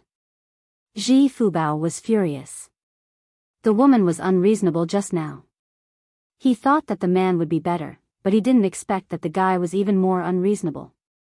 He said angrily, "You stepped on someone else's foot. Do you think you're in the right? I'm not asking you to apologize, but you should know your mistake, right?" The girl took the man's arm and said, "Wow, look at how fierce this fat man is. You must help me." She had been a fierce shrew just a moment ago, but in the blink of an eye, she had become a little bird who was about to cry. This 180-degree change made many people secretly shake their heads. The man patted her on the shoulder and said, "Honey, this kind of person has no quality. Let's not bother with him." After hearing what he said, Qin Haodong was angry and amused. He found that he still knew too little about the world. Some people were far more disgusting than he had imagined. They had reached a state of shamelessness. He stopped Ji Fubao, who was about to go berserk, and said to the man, "It's obvious that you stepped on my friend's foot. How can you say that we have no quality?" The man glanced at Qin Haodong and shouted arrogantly, "Toy boy, how can you talk to me like that? Do you know who I am?" Qin Haodong said, "I don't need to know who you are. I just know that your woman stepped on my friend's foot. You must apologize." "You want me to apologize? Why?" The man said arrogantly, "Your friend didn't watch his foot. He deserved to be stepped on. You can't blame others." As soon as he said that, his face suddenly twisted in pain, and then he let out a scream like a pig being slaughtered. Just like Ji Fubao, he also jumped up while holding his left foot. Seeing the scene in front of him, Qin Haodong was a little surprised. He didn't expect that it would be Li Meiyu, who had been silent. She stepped on the man's foot with her crystal shoe, which was only a few centimeters long. The girl quickly held the man up, stared at Li Meiyu and shouted, "Are you crazy? Why did you step on him? What's the fuss? You're a man, and you're shouting because you were stepped on. Isn't it shameful? Besides, can you blame me? It's your man who didn't watch his foot. He deserved to be stepped on. You can't blame others." Li Meiyu threw back all the shameless words of the man and the woman. The girl was so angry that her eyes were full of fire, but she couldn't say anything. Sister-in-law is so powerful. Sister-in-law is so powerful. Sister-in-law, you did it when you should. Tian Boguang immediately gave Li Meiyu a thumbs up. Even Ji Fubao, who had been practicing jumping on one leg, laughed out loud. It was so King cool.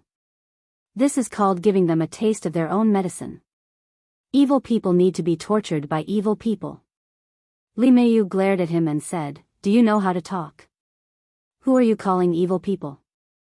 Ji Fubao quickly raised his hand and slapped his fat face. I'm wrong. Sister-in-law, you're doing justice and punishing evil." Only then did Li Meiyu's expression soften a little. She completely forgot that they were calling each other sister-in-law. The man covered his foot and shouted at Li Meiyu fiercely, "How dare you step on my foot? Do you know who I am?" Li Meiyu lowered her head and checked her crystal shoes. "No matter who you are, if you break my crystal shoes, you will have to pay for it." "But I guess you can't afford it." The girl cried, "What can't you afford to pay for that pair of broken shoes of yours? Can it compare with my limited edition Hermes shoes?" Qin Haodong suddenly felt a stomachache. He really couldn't understand the world of women. At this time, they were still comparing whose shoes were more valuable. Is Hermes very great? Is the limited edition very valuable? Li Meiyu said proudly, "My pair of crystal shoes was made by the Italian shoemaker Popov. They are all handmade. There is only one pair in the world and it is worth 1.2 million yuan. How is that possible? Why don't you say it is 12 million yuan? Your shoes are obviously fake. They can't be compared with my Hermes shoes at all." Seeing that the woman was still quarreling, Qin Haodong really felt a little annoyed. He bent his index finger and flicked it continuously. 2 invisible finger winds broke through the air. Wherever the finger winds passed, the limited edition Hermes high-heeled shoes that the woman was showing off broke from the heel. Such a pair of high-heeled shoes of more than 10 centimeters suddenly broke. The consequences were very serious. The girl lost her center of gravity and fell on her back. Not only was it a heavy fall, but the way she fell was also very special. Her legs were wide open, and the hem of her skirt was lifted up to her waist, exposing her lower body to everyone's sight. The eyes of the surrounding men were wide open. This woman was only wearing a pair of underwear. Interesting. Thong. It was said that it was a pair of underwear. In fact, the fabric of the thong was less than the size of a palm. It was completely a decoration. The material was also transparent, so the effect was not much different. It was estimated that the man and the woman were going to have sex directly after the concert, so they put on the underwear. What the hell? This woman is too bold, isn't she? She's so unrestrained. She's wearing a thong directly. She's really unrestrained, she's so unrestrained. She's wearing a thong directly. She's really unrestrained. Qin Haodong didn't care about this. He said to the woman jokingly, "Is this the quality of the limited edition Hermes high-heeled shoes? The heel broke just like that. Is it a fake?" At this time, the girl had no time to care about Qin Haodong's sarcasm. She quickly got up from the ground and tidied up her skirt. However, the pair of high-heeled shoes had become flat shoes. This situation looked really embarrassing. Ji Fubao and Tian Boguang were already laughing so hard that tears were about to come out of their eyes. Although it was said that good would be rewarded with good and evil would be punished with evil, this retribution came too fast, and it was really a slap in the face. As soon as the man showed off, he was trampled on by Li Meiyu's strength. The woman was bragging about how awesome and valuable her high-heeled shoes were. Who knew that the heel would break in the blink of an eye? God really had eyes.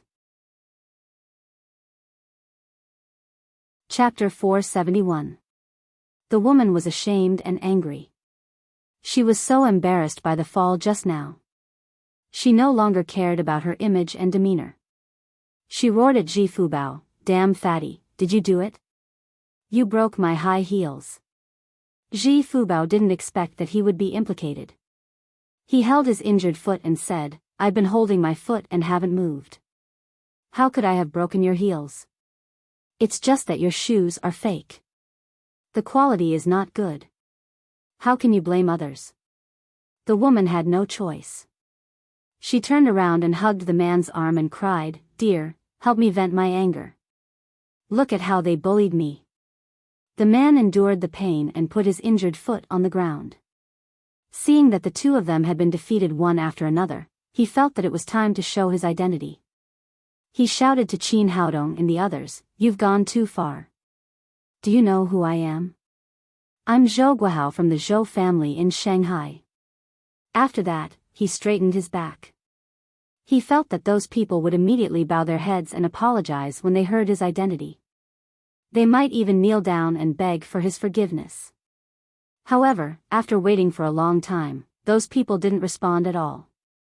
Seeing his pretentious look, Qin Haodong said to Ji Fubao and the others, "Have you heard of the Zhou family?" Li Meiyu shook her head directly, indicating that she didn't know. She came from Hong Kong and didn't know much about the situation in Shanghai. Tian Buguang said, "When I was in high school, there was a Zhou family's lamb soup pie shop at the school gate. The taste was not bad." Ji Fubao said, "There was a Zhou family's foot massage shop downstairs.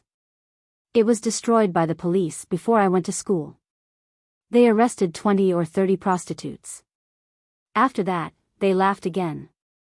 Seeing that they didn't take him seriously at all, Zhou Guohao was about to go crazy.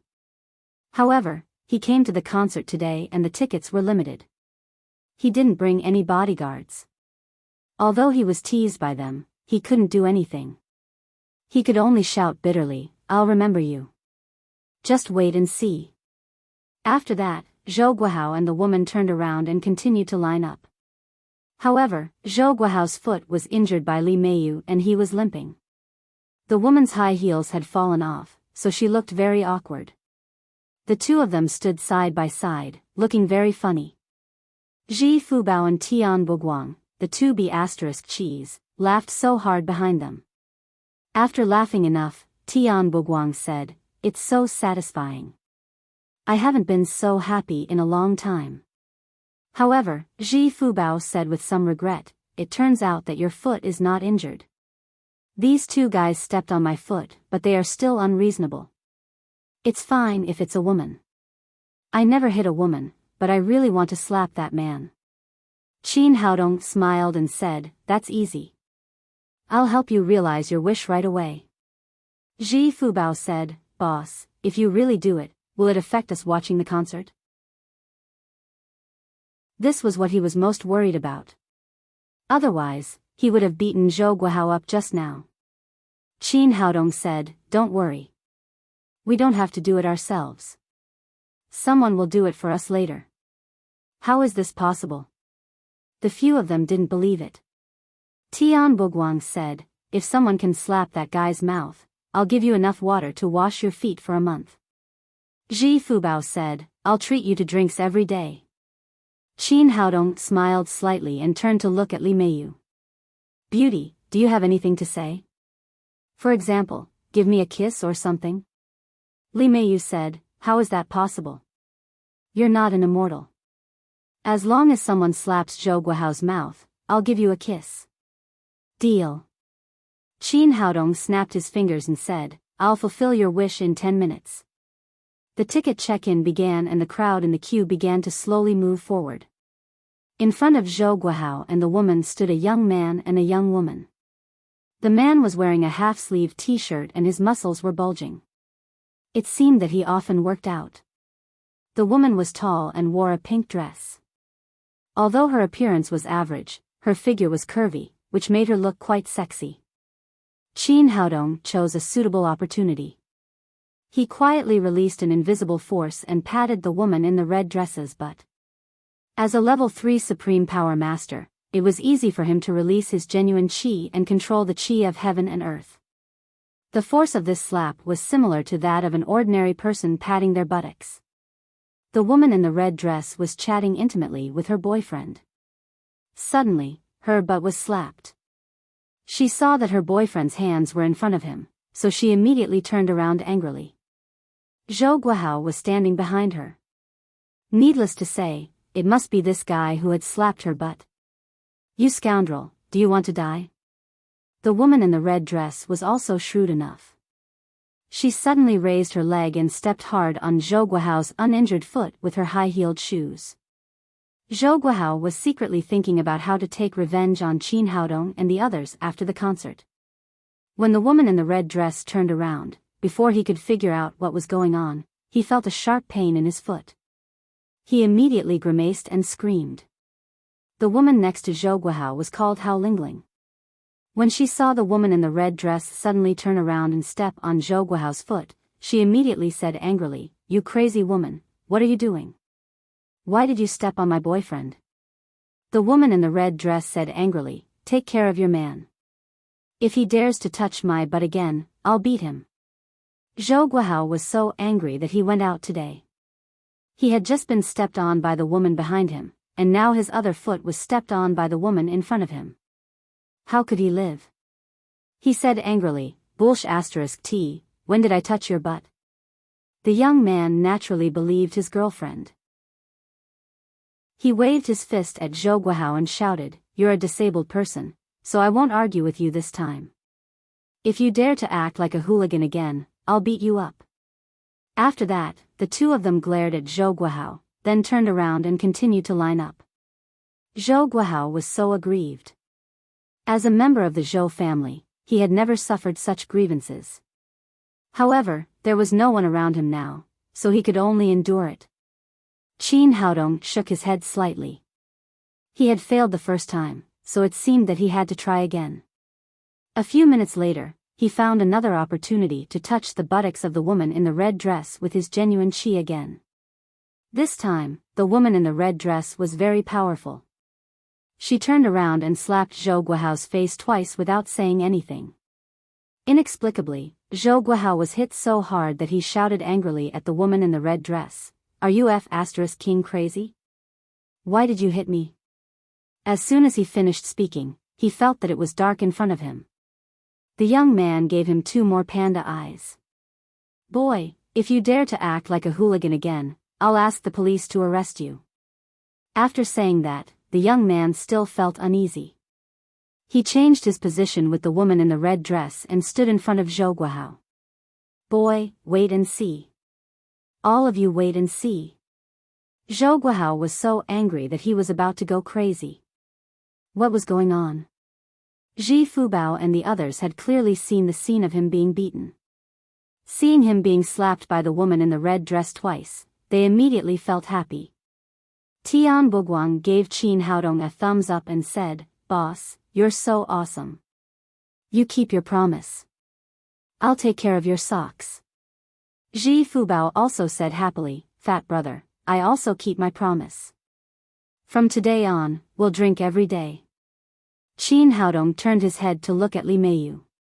Li Meiyu glared at him and asked in confusion, how did you do it? She had been by Qin Haodong's side the whole time, but she didn't see what he had done. How did the woman in the red dress in front of him slap Zhou Guihao twice? Do you want to know? Qin Haodong pointed to his cheek and said, if you want to know, keep your promise first. He originally thought that Li Meiyu would not kiss him in public, but he had underestimated a woman's curiosity. Although Li Meiyu hesitated, she still kissed him on the cheek in the end. Then she asked with a red face, tell me, what's going on? Ji Fubao and Tian Buguang kept their eyes wide open. Their sister-in-law was mighty. She did it when she should. Qin Haodong touched the cheek that had been kissed and said, actually, it's nothing. I was just guessing. Li Meiyu knew that she had been fooled. She reached out and pinched Qin Haodong's waist hard. In the eyes of others, this kind of small action was like flirting between lovers. Zhou Guihao endured the pain in his feet. With Hao Lingling's help, he finally found his seat.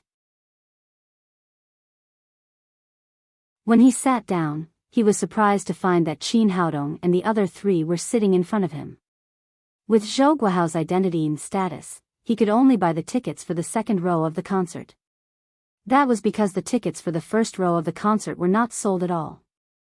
They were reserved by the organizer for special guests with status. However, he couldn't associate the 4 people in front of him with their status and identity. How did these people get to the first row? He shouted to Ji Fubao, damn fatty, where did you steal these tickets from? Hao Lingling also shouted angrily, do you know that the tickets for the first row are not sold at all? They are all given to guests with status. You must have taken the wrong seat. Hurry up and go back to your seats. These 2 people were obviously looking down on others. Normally, they wouldn't be so stupid. It's just that their hearts were filled with so much anger that they weren't very rational. Hao Lingling believed that if it weren't for this fatty, the heel of her limited edition Hermes wouldn't have broken, and she wouldn't have made a fool of herself in front of so many people. Even her most secret thong was exposed in front of everyone. Zhou Guihao thought that if he hadn't run into the fat man, he wouldn't have been so unlucky. Not only had his feet been injured, but he had also been slapped twice. Only then did Ji Fubao see that it was Zhou Guihao and Li Meiyu who were talking behind him. He immediately raised the tickets in his hand and said with a smile, "Fat brother has status. People with status are sitting in front of you. What's wrong? Are you very angry? Are you very unhappy? But there's no other way. There's a gap between people's identities. You can only sit in the back row." Zhou Guihao was so angry that he couldn't speak. Hao Lingling shouted, "You broke my high heels. You must give me an explanation today." The two of them vented their anger on Ji Fubao. "You two shameless bastards, are you done yet?" Ji Fubao was unhappy. Now his feet were swollen higher and higher. He couldn't even wear his sandals. These two guys actually wanted him to pay for their high heels. They were too shameless. Hao Lingling had completely forgotten the lesson she had received before. She arrogantly pointed at Ji Fubao's nose and shouted, "You broke my high heels. You must compensate me according to the price. Otherwise, I won't let you go." Zhou Guihao also shouted, "And that woman stepped on my foot. Today, I will also settle the score with you." Qin Haodong turned around and looked at the two of them coldly. "You want to settle the score, right? Then I will settle the score with you." Chapter 472. Today's foot-stomping incident was originally just a small matter, but this man and woman were clearly taking advantage of their power to bully others. They were unreasonable. Although his side did not suffer any losses, their endless entanglement was really annoying. Qin Haodong said in a cold voice, "Since you want to settle accounts, let's do it properly. Your woman stepped on my friend's foot. The medical expenses are 500,000 yuan, not a penny less, 500,000 yuan." Hearing this number, Hao Lingling suddenly screamed, "Have you ever seen 500,000 yuan? How can you ask for so much money? Are you crazy?" Zhou Guihao cried, "Lingling stepped on your friend's foot, but your woman also stepped on mine." Qin Haodong sneered and said, "You deserve it if my woman steps on your foot, but not if your woman steps on my friend's foot." Tian Boguang and Ji Fubao both gave him a thumbs up and said, "Boss, you're so domineering." Zhou Guihao was so angry that his whole body was trembling. In the past, he had always relied on the power of the Zhou family to bully others like this. He didn't expect that it would be his turn today. "Boy, is your friend a goldfoot? He's worth 500,000 yuan. If you want to blackmail you, you have to know who you're talking to. I'm from the Zhou family. You can't afford to offend me." Qin Haodong said, "Because he's my friend, so his foot is worth this price. I don't care if you're from the Zhou family or the Zhang family, you must compensate 500,000 yuan, or no one can leave here." Ji Fubao looked down at his big feet. It turned out that his feet could be so valuable. In the future, he must wash them every 3 days instead of once a week. Who is so domineering? How dare you look down on our Zhou family? A voice came from the side. It sounded very pleasant, but it was full of coldness. Qin Haodong and the others looked back and saw a young woman walking over. The woman was not old, only about 20 years old, but she had a strong aura. Her whole body was full of the majesty of a superior. In terms of appearance, she was not inferior to Li Meiyu at all. She had a slender waist, long legs, and a slender figure. The only flaw was that this woman was a standard airport, and her chest was too flat. Behind her were 4 bodyguards. They were tall and strong, and they walked silently. It was obvious that they were well-trained masters. Everyone reacted differently when they saw the woman. Tian Boguang shook his head slightly, put his arm around Ji Fubao's shoulder and said, "What a pity, what a pity." Ji Fubao also nodded frequently. Although the two of them did not say it clearly, they both understood each other's thoughts. They were sighing for this woman. It would be perfect if she was not at the airport.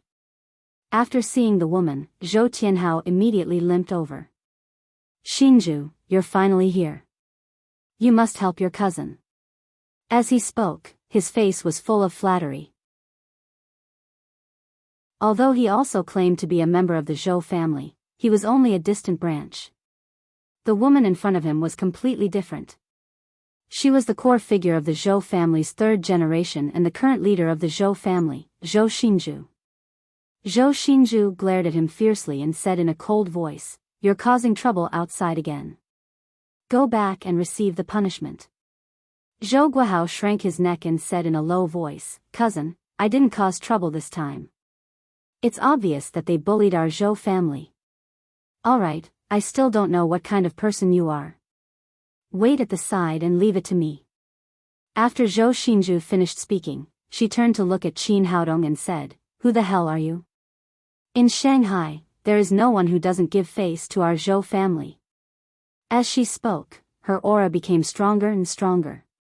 As the leader of the Zhou family, her aura was really amazing. If it was an ordinary person, they would probably have to bow down now. Unfortunately, she was facing Qin Haodong. Not only did he ignore her question, but he also stared at her chest. Zhou Xinju's face instantly became cold. What she hated the most in her life was when others looked at her chest. The more people lacked something, the more they cared about it. She also knew that she was at the airport, which was a fatal flaw of a woman. Because of this place had become a forbidden place that could not be violated. Usually, she couldn't even look at it, but the guy in front of her was staring at it as if he wanted to see through her clothes. Tian Buguang and Ji Fubao were also shocked. What was the boss doing? It was obvious that this woman was at the airport. She couldn't be compared with the perfect figure of their sister-in-law. So what was he looking at? Could it be that the boss had a special hobby and liked flat-chested women? Zhou Xinju said fiercely, "What are you looking at? Believe it or not, I'll dig out your eyes." Qin Haodong said with a smile, "I'm looking at you. There's something wrong with your chest." As soon as he said that, Ji Fubao's good leg softened and he almost fell to the ground. What was the boss doing? Wasn't he looking for trouble by directly saying that her chest was not good? Seeing the tall and strong bodyguards behind Zhou Xinju, he had already begun to look around for a brick, wanting to prepare for the battle in advance. Sure enough, Zhou Xinju was furious. "You're courting death." She raised her hand and was about to give orders to the bodyguards behind her, but at this time, Qin Haodong's voice came into her ears. "If I'm not mistaken, although your chest is flat, you have breast cancer on both sides, and it's advanced. If you don't get treatment soon, your life will be in danger." Hearing this, Zhou Xinju immediately turned pale with fright. She put down her raised hand and looked around nervously. She was now at the helm of the Zhou family, and the Zhou family was a giant in the economic field of Shanghai. If the news that she had breast cancer spread, it would immediately cause a financial earthquake, and the consequences would be beyond imagination. There's no need to look. Only you can hear what I said to you. As a good doctor, Qin Haodong would naturally not reveal the patient's secret at will, so he had used the secret voice-sending technique just now. Only Zhou Xinju could hear him. Zhou Xinju looked around and saw that there was nothing wrong with the others. She calmed down a lot and turned her gaze back to the young man. Her expression became extremely complicated. She grew up in the Zhou family and had been outstanding in all aspects since she was a child. She was smart, beautiful, and shrouded in all kinds of halos. However, as she grew older, she found that the breasts of her companions around her were getting bigger and bigger day by day, but there was no reaction on her chest. Until she became an adult, she was still flat-chested, which was the legendary airfield. As a woman, she naturally wanted her chest to bulge, but God seemed to be deliberately against her. Not only did he not give her a pair of big breasts, but he also found out that she had breast cancer not long ago, and it was advanced on both sides. When she got the news, she almost collapsed. It was easy for people with big breasts to get this kind of disease, but she was already like an airfield. How could she get breast cancer? Wasn't he bullying her? Since then, her temper had become more and more irritable, and she was no longer as calm as before.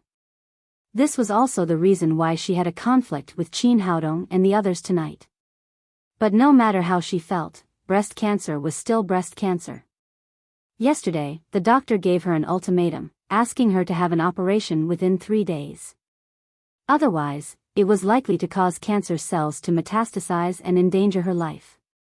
However, Zhou Xinzhu was very unwilling to have this operation. Although her chest was a little small and almost flat, it was still there. If she really cut off such a little bit, would she still be called a woman? On one side was her life, and on the other side was a woman. This made her not know how to choose. At this time, Qin Haodong's voice sounded in her ear again. Are you very distressed? If you don't have the operation, you will probably lose your life. If you have the operation, you will no longer be able to be a woman. Zhou Xinzhu took a deep breath and took a few steps forward. She came to Qin Haodong and whispered, "How did you know?" Her breast cancer had been in an absolute state of secrecy. If it was spread out, it was likely to cause a financial earthquake in Shanghai. Therefore, only she and her private doctor knew about it. She didn't understand how the young man in front of her knew. "I am a doctor, an excellent Chinese medicine practitioner. This is what I can see," Qin Haodong said. "I can cure your disease, and I don't need an operation." "What? You can cure it?" Zhou Xinzhu's body trembled with excitement, as if a person who had been thirsty in the desert for many days suddenly saw a water source. If her breast cancer could really be cured without surgery, she would be willing to pay any price. However, as the head of the Zhou family and a super genius with an IQ of more than 160, she quickly calmed down. "Why should I believe you?" "Because you have no choice." Qin Haodong said, "I don't know if your doctor told you or not, but in your current situation, even the operation may cause cancer cells to spread, and there is no guarantee of 100% success. If you believe me, you will have an extra chance. Even if I can't cure it, it won't have any negative impact on your disease, and you can still go for the operation tomorrow. If you are cured, you will finally get your life back, and you will also get a chance to be a woman. It's such a good deal. I believe you will know how to choose." Zhou Xinzhu was silent. This young man could see her condition at a glance, which showed that he really had some skills. As Qin Haodong said, if she let him treat her, it would be equivalent to having an extra chance, and she would not lose anything. "Tell me your conditions." In the end, she still made a choice, but she also knew that there was no free lunch in the world. The two of them met by chance, and even their current relationship was not harmonious. It was impossible for him to treat her for no reason. Qin Haodong said, "Of course there are conditions. First, let Zhou Guohao apologize to my friend and compensate 500,000 yuan for the medical expenses. Second." Speaking of this, he glanced at Zhou Xinzhu's chest and said, "My consultation fee is very expensive, 100 million yuan for each side. Of course, you don't have to worry about me cheating you. You can pay after you are cured." There were two reasons why he proposed to treat Zhou Xinzhu at this time. First, he was a doctor, and he couldn't bear to see such a young and beautiful woman die. Second, he didn't want to have a head-on conflict with Zhou Xinzhu. Although he didn't care about those bodyguards, it would affect Ouyang Shanshan's concert and expose his strength. Therefore, this was the best way to solve the problem now. He believed that this woman would definitely agree to his request. Sure enough, Zhou Xinzhu said without hesitation, "I promise you." Qin Haodong's offer to pay after the treatment made her more confident in this young man. She turned around and said to Zhou Guohao, "Apologize immediately and compensate 1 million yuan for the medical expenses." Zhou Guohao almost choked to death by his own saliva. He knew that his cousin was very protective, and he thought that she would definitely help him save face today. However, he didn't expect that Zhou Xinzhu would stop halfway through the order. After that, the two of them looked at each other with their eyes wide open. Now, they suddenly turned around and asked him to apologize and compensate, and even doubled the amount of compensation. What kind of situation was this? Could it be that his cousin had fallen in love with this gigolo?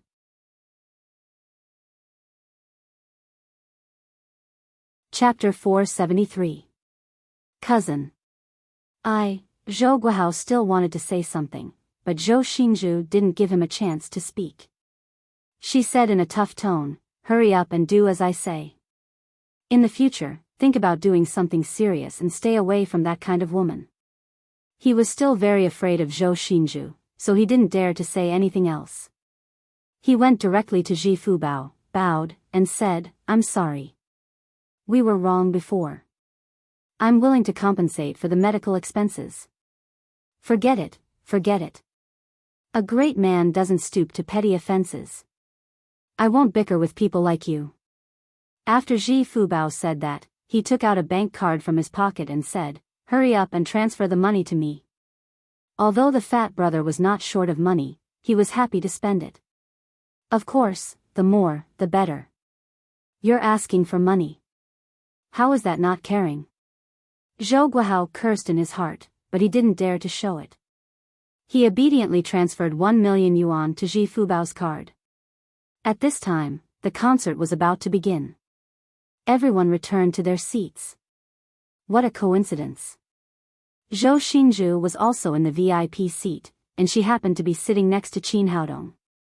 After the two of them sat down, she whispered to Qin Haodong, "When will you treat me? My time is precious. Let's do it now." Qin Haodong said as he took out a physique-improving pill. He put it to Zhou Xinzhu's mouth and said, "Eat it." "What kind of medicine is this? Does it have a production number?" Zhou Xinzhu looked at the black pill and felt a little uncertain. After all, it was the first time she had met Qin Haodong. "It's up to you whether you want to eat it or not. The medicine in the pharmacy has a production number. Can it cure your disease?" This, as the leader of the Zhou family, no one had ever dared to talk to Zhou Xinzhu like that. But now, in order to treat the disease, she couldn't care less. After hesitating for a moment, she finally put the pill into her mouth. She already had the disease, so she didn't care if others poisoned her. After eating the pill, she originally wanted to drink a mouthful of water, but she didn't expect the pill to melt in her mouth. It quickly melted in her saliva and flowed into her stomach like a clear spring. She had taken so many medicines, but she had never seen such a magical pill. This made Zhou Xinzhu trust Qin Haodong a little more. After seeing her take the pill, Qin Haodong said, "Give me your hand." "What do you want?" Zhou Xinzhu said this, but she still obediently put her white and tender little hand in front of Qin Haodong. "To treat your illness, of course."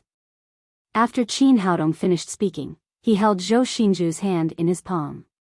He had to admit that this woman's hand was really nice to the touch. It was soft and boneless.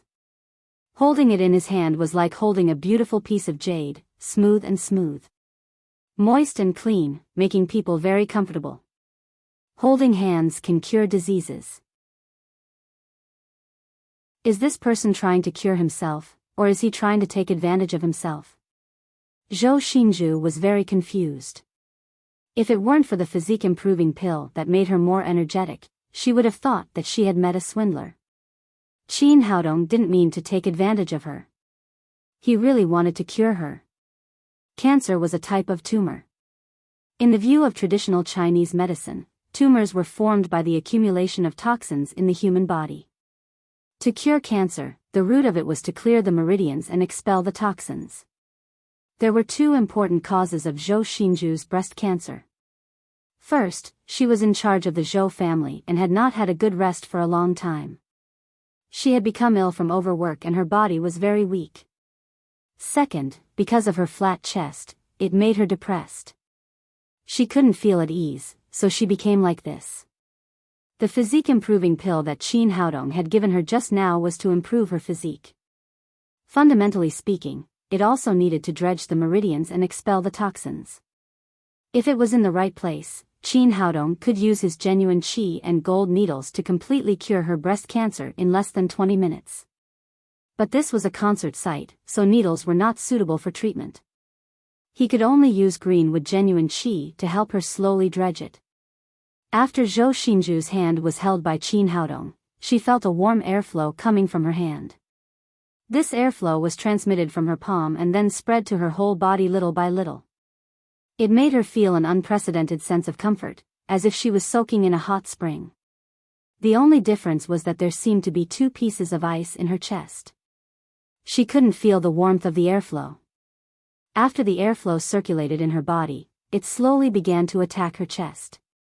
This kind of impact was very gentle, but it slowly melted the ice in her chest and increased the warmth little by little. Knowing that this was Qin Haodong using a unique way to treat her, Zhou Xinju no longer had any psychological burden. She just let him hold her little hand.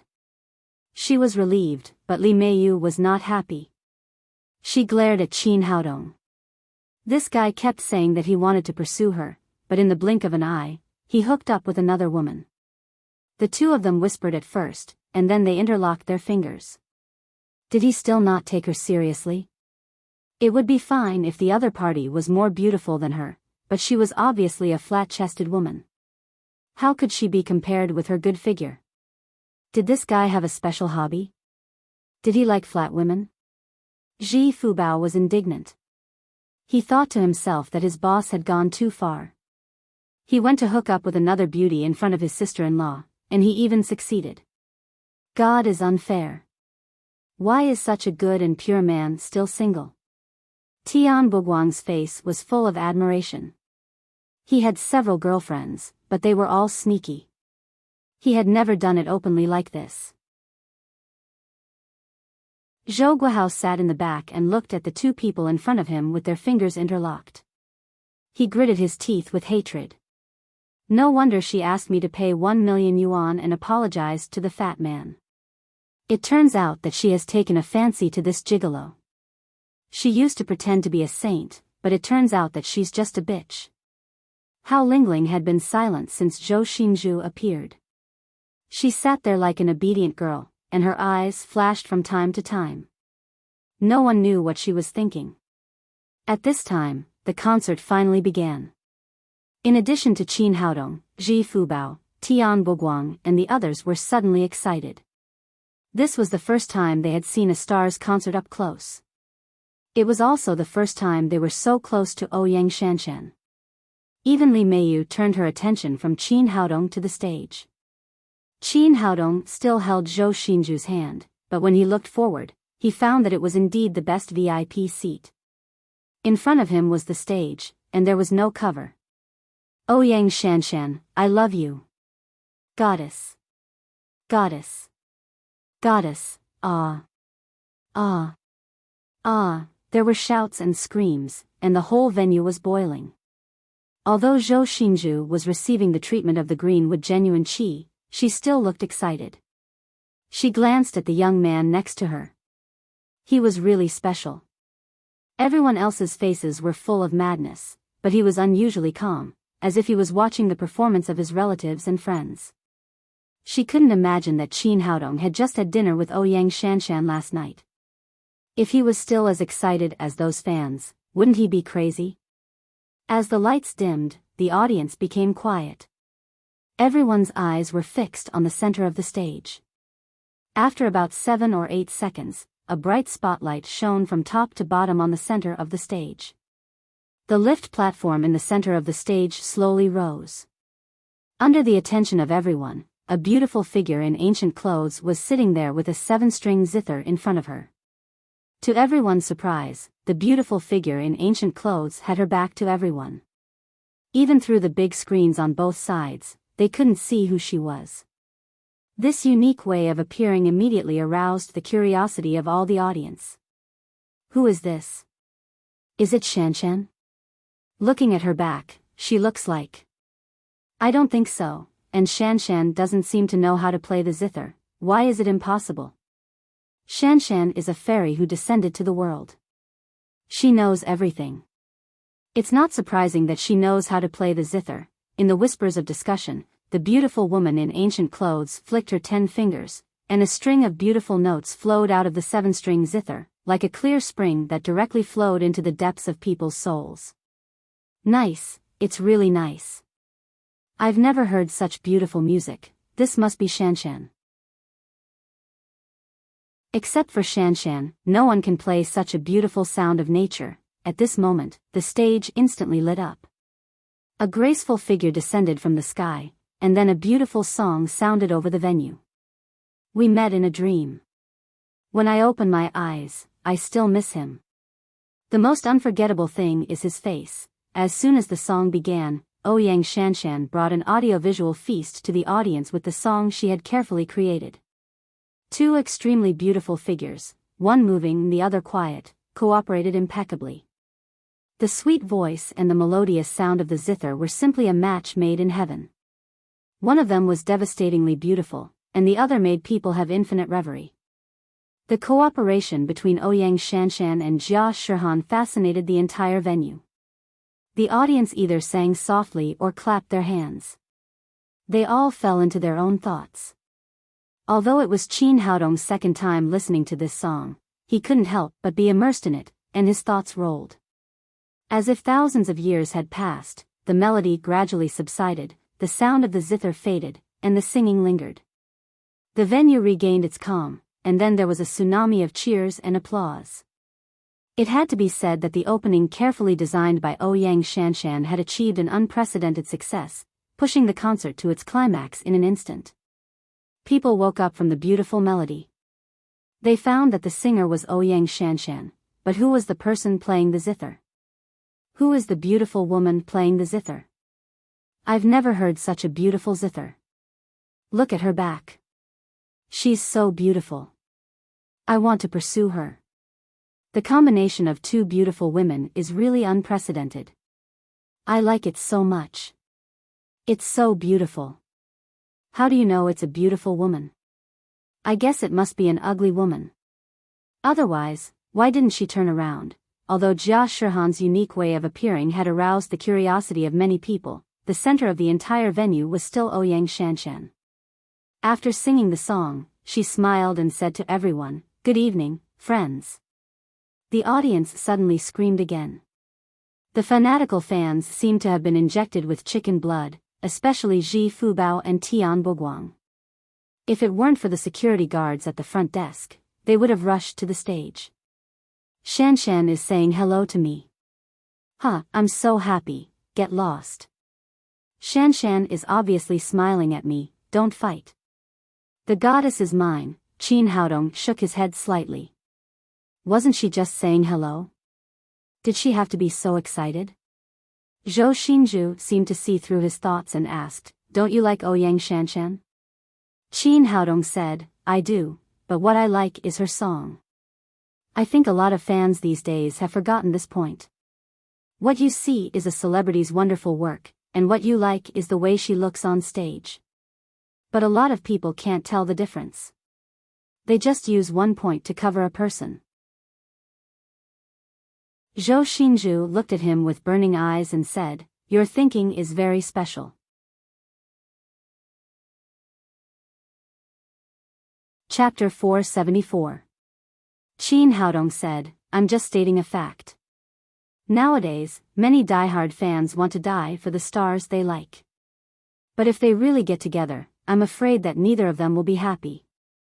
It won't take long for them to be separated. Because if they are together, you will see all of them, not just a flash." Zhou Xinzhu said, "Do you mean that Ouyang Shanshan is not worthy of your love?" "I'm just saying that Ouyang Shanshan is not bad.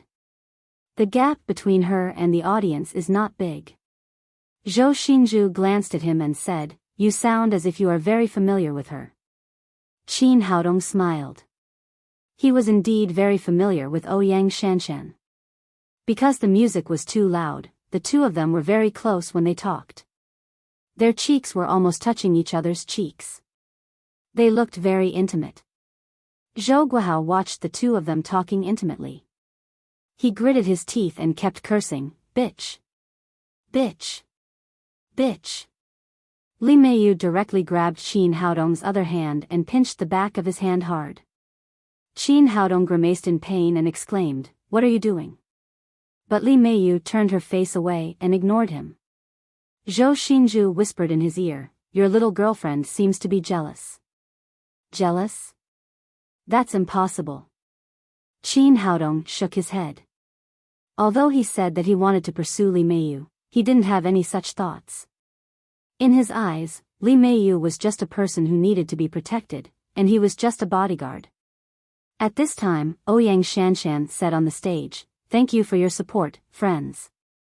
Just now, this is my latest song. Here, I want to thank the friend who gave me inspiration. Without him, there would be no Baidu longing.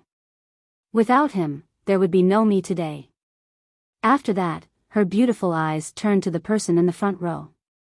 "Oh my God, who is so important to Shanshan? Who is he? He gave Shanshan so much help. Is Shanshan in love? Oh no, my heart is going to break. Shanshan must be talking about me. Her eyes are looking at me. I'm so important to Shanshan," Zhou Xinju said in Qin Haodong's ear. "What's going on?" "I think Ouyang Shanshan is looking at you." "That's impossible. She's a big star, and I'm just a small doctor. How could she see me?" Qin Haodong could feel Ouyang Shanshan's affection for him, but he already had several girlfriends, so he didn't dare to easily owe another one. Fortunately, this was just a small interlude in the concert. Soon, Ouyang Shanshan continued to sing and sang 4 songs in a row. Generally speaking, such a high-intensity continuous singing was a huge test for a singer's physical strength, but Ouyang Shanshan had taken the physique-improving pill, so it was not a problem for her. In the venue, the applause was thunderous, the shouts were earth-shattering, and the screams pierced the sky. The atmosphere of the concert was pushed to another climax. This was the charm of the Heavenly Queen. She could make her fans go crazy just by raising her hand. Qin Haodong asked Zhou Xinju, "How do you feel?" "Very good. I'm also a fan of Ouyang Shanshan. Her songs have always been very good, and the musician she invited today is also very good." The two of them cooperated almost perfectly, which made the ancient style of her songs more intense. Zhou Xinju kept talking. Qin Haodong said, "I didn't ask you about that. I'm asking how you feel about your illness." "Oh." Only then did Zhou Xinju remember that Qin Haodong was treating her. She quickly felt it. At this time, her whole body felt as if it was soaking in a hot spring. It was extremely comfortable, including the 2 spots on her chest. The cold feeling had disappeared. What's going on? Am I already cured? In the past few days, her chest had been aching. It had never been so comfortable. Thinking of this, she immediately became excited and reached out to touch it. She completely forgot that it was very inappropriate to do this in public. However, everyone's attention was on the stage. Even Zhou Guihao was drooling while looking at Ouyang Shanshan's long legs. No one noticed her little movements. When her fingers touched her skin, the pain of needles was gone. She tried to press it, and the lump that could be clearly felt inside was gone. She pressed it hard again and searched carefully, but there was no sign of the lump. "I'm cured? Am I really cured?" She grabbed Qin Haodong's hand again and asked excitedly, "Am I really cured? Do I really not need surgery?" "Of course." Qin Haodong nodded. "If you don't believe me, you can go to the hospital to have a checkup and then pay." "Great, I don't need surgery." In excitement, Zhou Xinju held Qin Haodong's hand tightly to her chest. Tears fell like rain as she vented the great pressure and pain she had endured these days. Seeing the woman holding his hand tightly, Qin Haodong felt a little embarrassed. Fortunately, the woman's chest was really flat, so it didn't give him too much of a strange feeling. After a few minutes, Zhou Xinju slowly calmed down. She let go of Qin Haodong's hand, took out her mobile phone from her pocket and said, "Give me your card number. I'll transfer the money to you." Qin Haodong said, "Don't you need to go back and check it again?" This is 200 million yuan, not a small number. No, I believe you. In the business world, Zhou Xinzhu had always been known for her decisiveness. At this moment, she did not hesitate at all. She did believe that Qin Haodong had cured her disease, and 200 million yuan was nothing to her. Qin Haodong took out his bank card, and soon the two completed the transfer. Since you believe in me so much, I'll give you another gift. Qin Haodong said as he took out a small jade bottle from his pocket and gave it to Zhou Xinzhu. Zhou Xinzhu took it and looked at it. There were two small pills, one red and one black, in the small jade bottle. She now knew very well that Qin Haodong's medicine was not ordinary. She asked, "What kind of medicine is this? What does it cure?" "This is my exclusive breast enhancement and body shaping pill. After taking it, it can change the fat configuration of a woman's body. That is to say, it can transfer fat from other parts of a woman to her chest, playing the role of breast enhancement and body shaping." "Are you serious? How is this possible?" Zhou Xinzhu opened her mouth in surprise. If Qin Haodong hadn't just cured her of breast cancer, she would have thought that she had met a swindler. If it could have such a magical effect, then the value of this medicine would be too great. "Why do you ask this again? How can the medicine in my hands be fake?" Qin Haodong looked at her and said, "Do you want it or not? Don't give it back to me." "Yes. Of course I want it." Zhou Xinzhu held the small jade bottle tightly in her palm. It had been her dream for many years to make her chest full.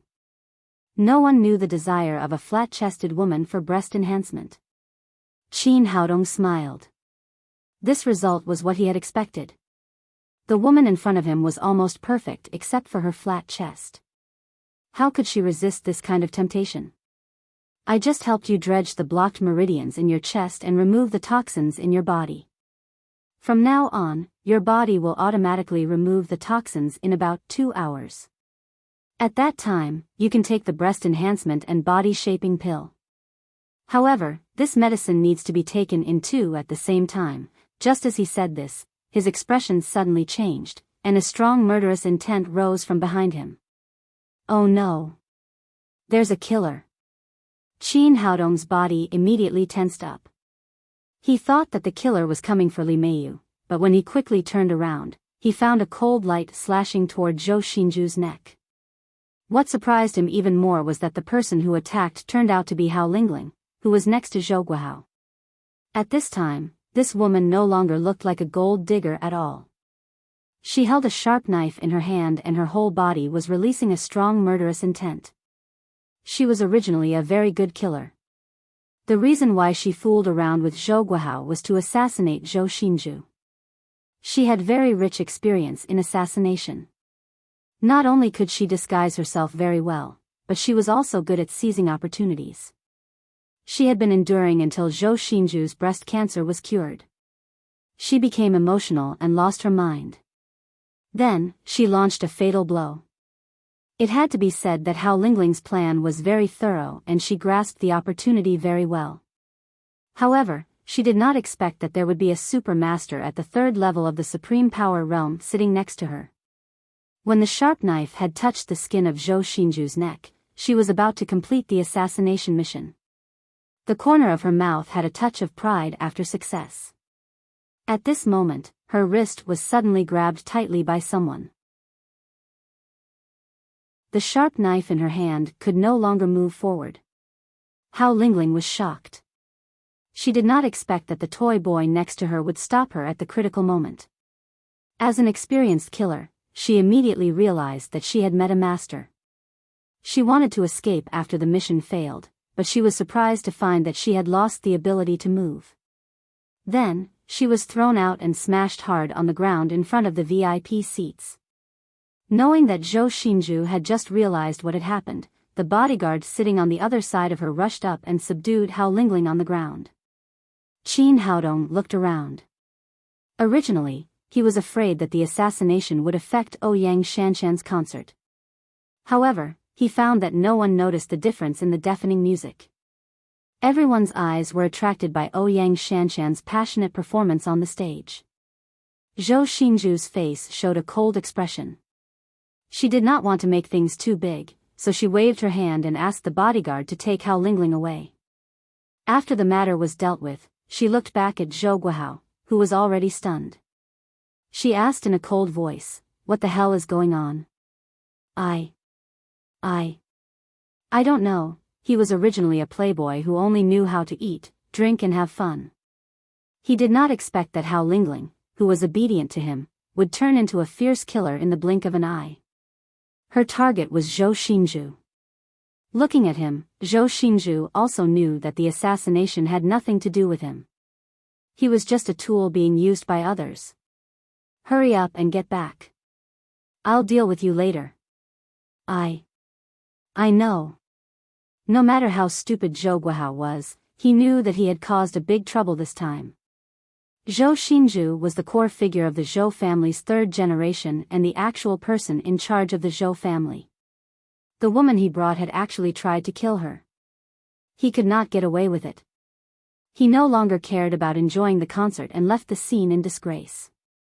Zhou Xinzhu turned around and said to Qin Haodong with a solemn expression, "Thank you for saving me. I, Zhou Xinzhu, owe you my life." "It's nothing.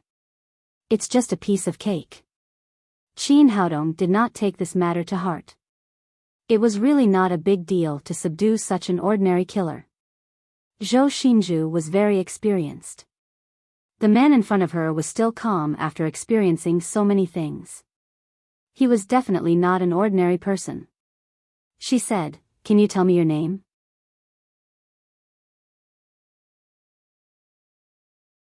Chapter 475. Qin Haodong. This was the first time that Zhou Xinzhu had asked for a man's name. In the past, when other men saw her, they would immediately report their names, then their phone numbers, QQ numbers, and WeChat numbers. In short, they wanted to contact her in various ways. However, the man in front of her only said his name and nothing else. She could only ask patiently, "What's your phone number? Is it inconvenient for you to tell me?" "Okay." Qin Haodong thought for a moment and told her his phone number. "This is my business card. You can find me no matter what happens in Shanghai." Zhou Xinzhu stuffed an antique business card into Qin Haodong's hand and then left with her people. Although the concert was not over yet, she had too many things to do.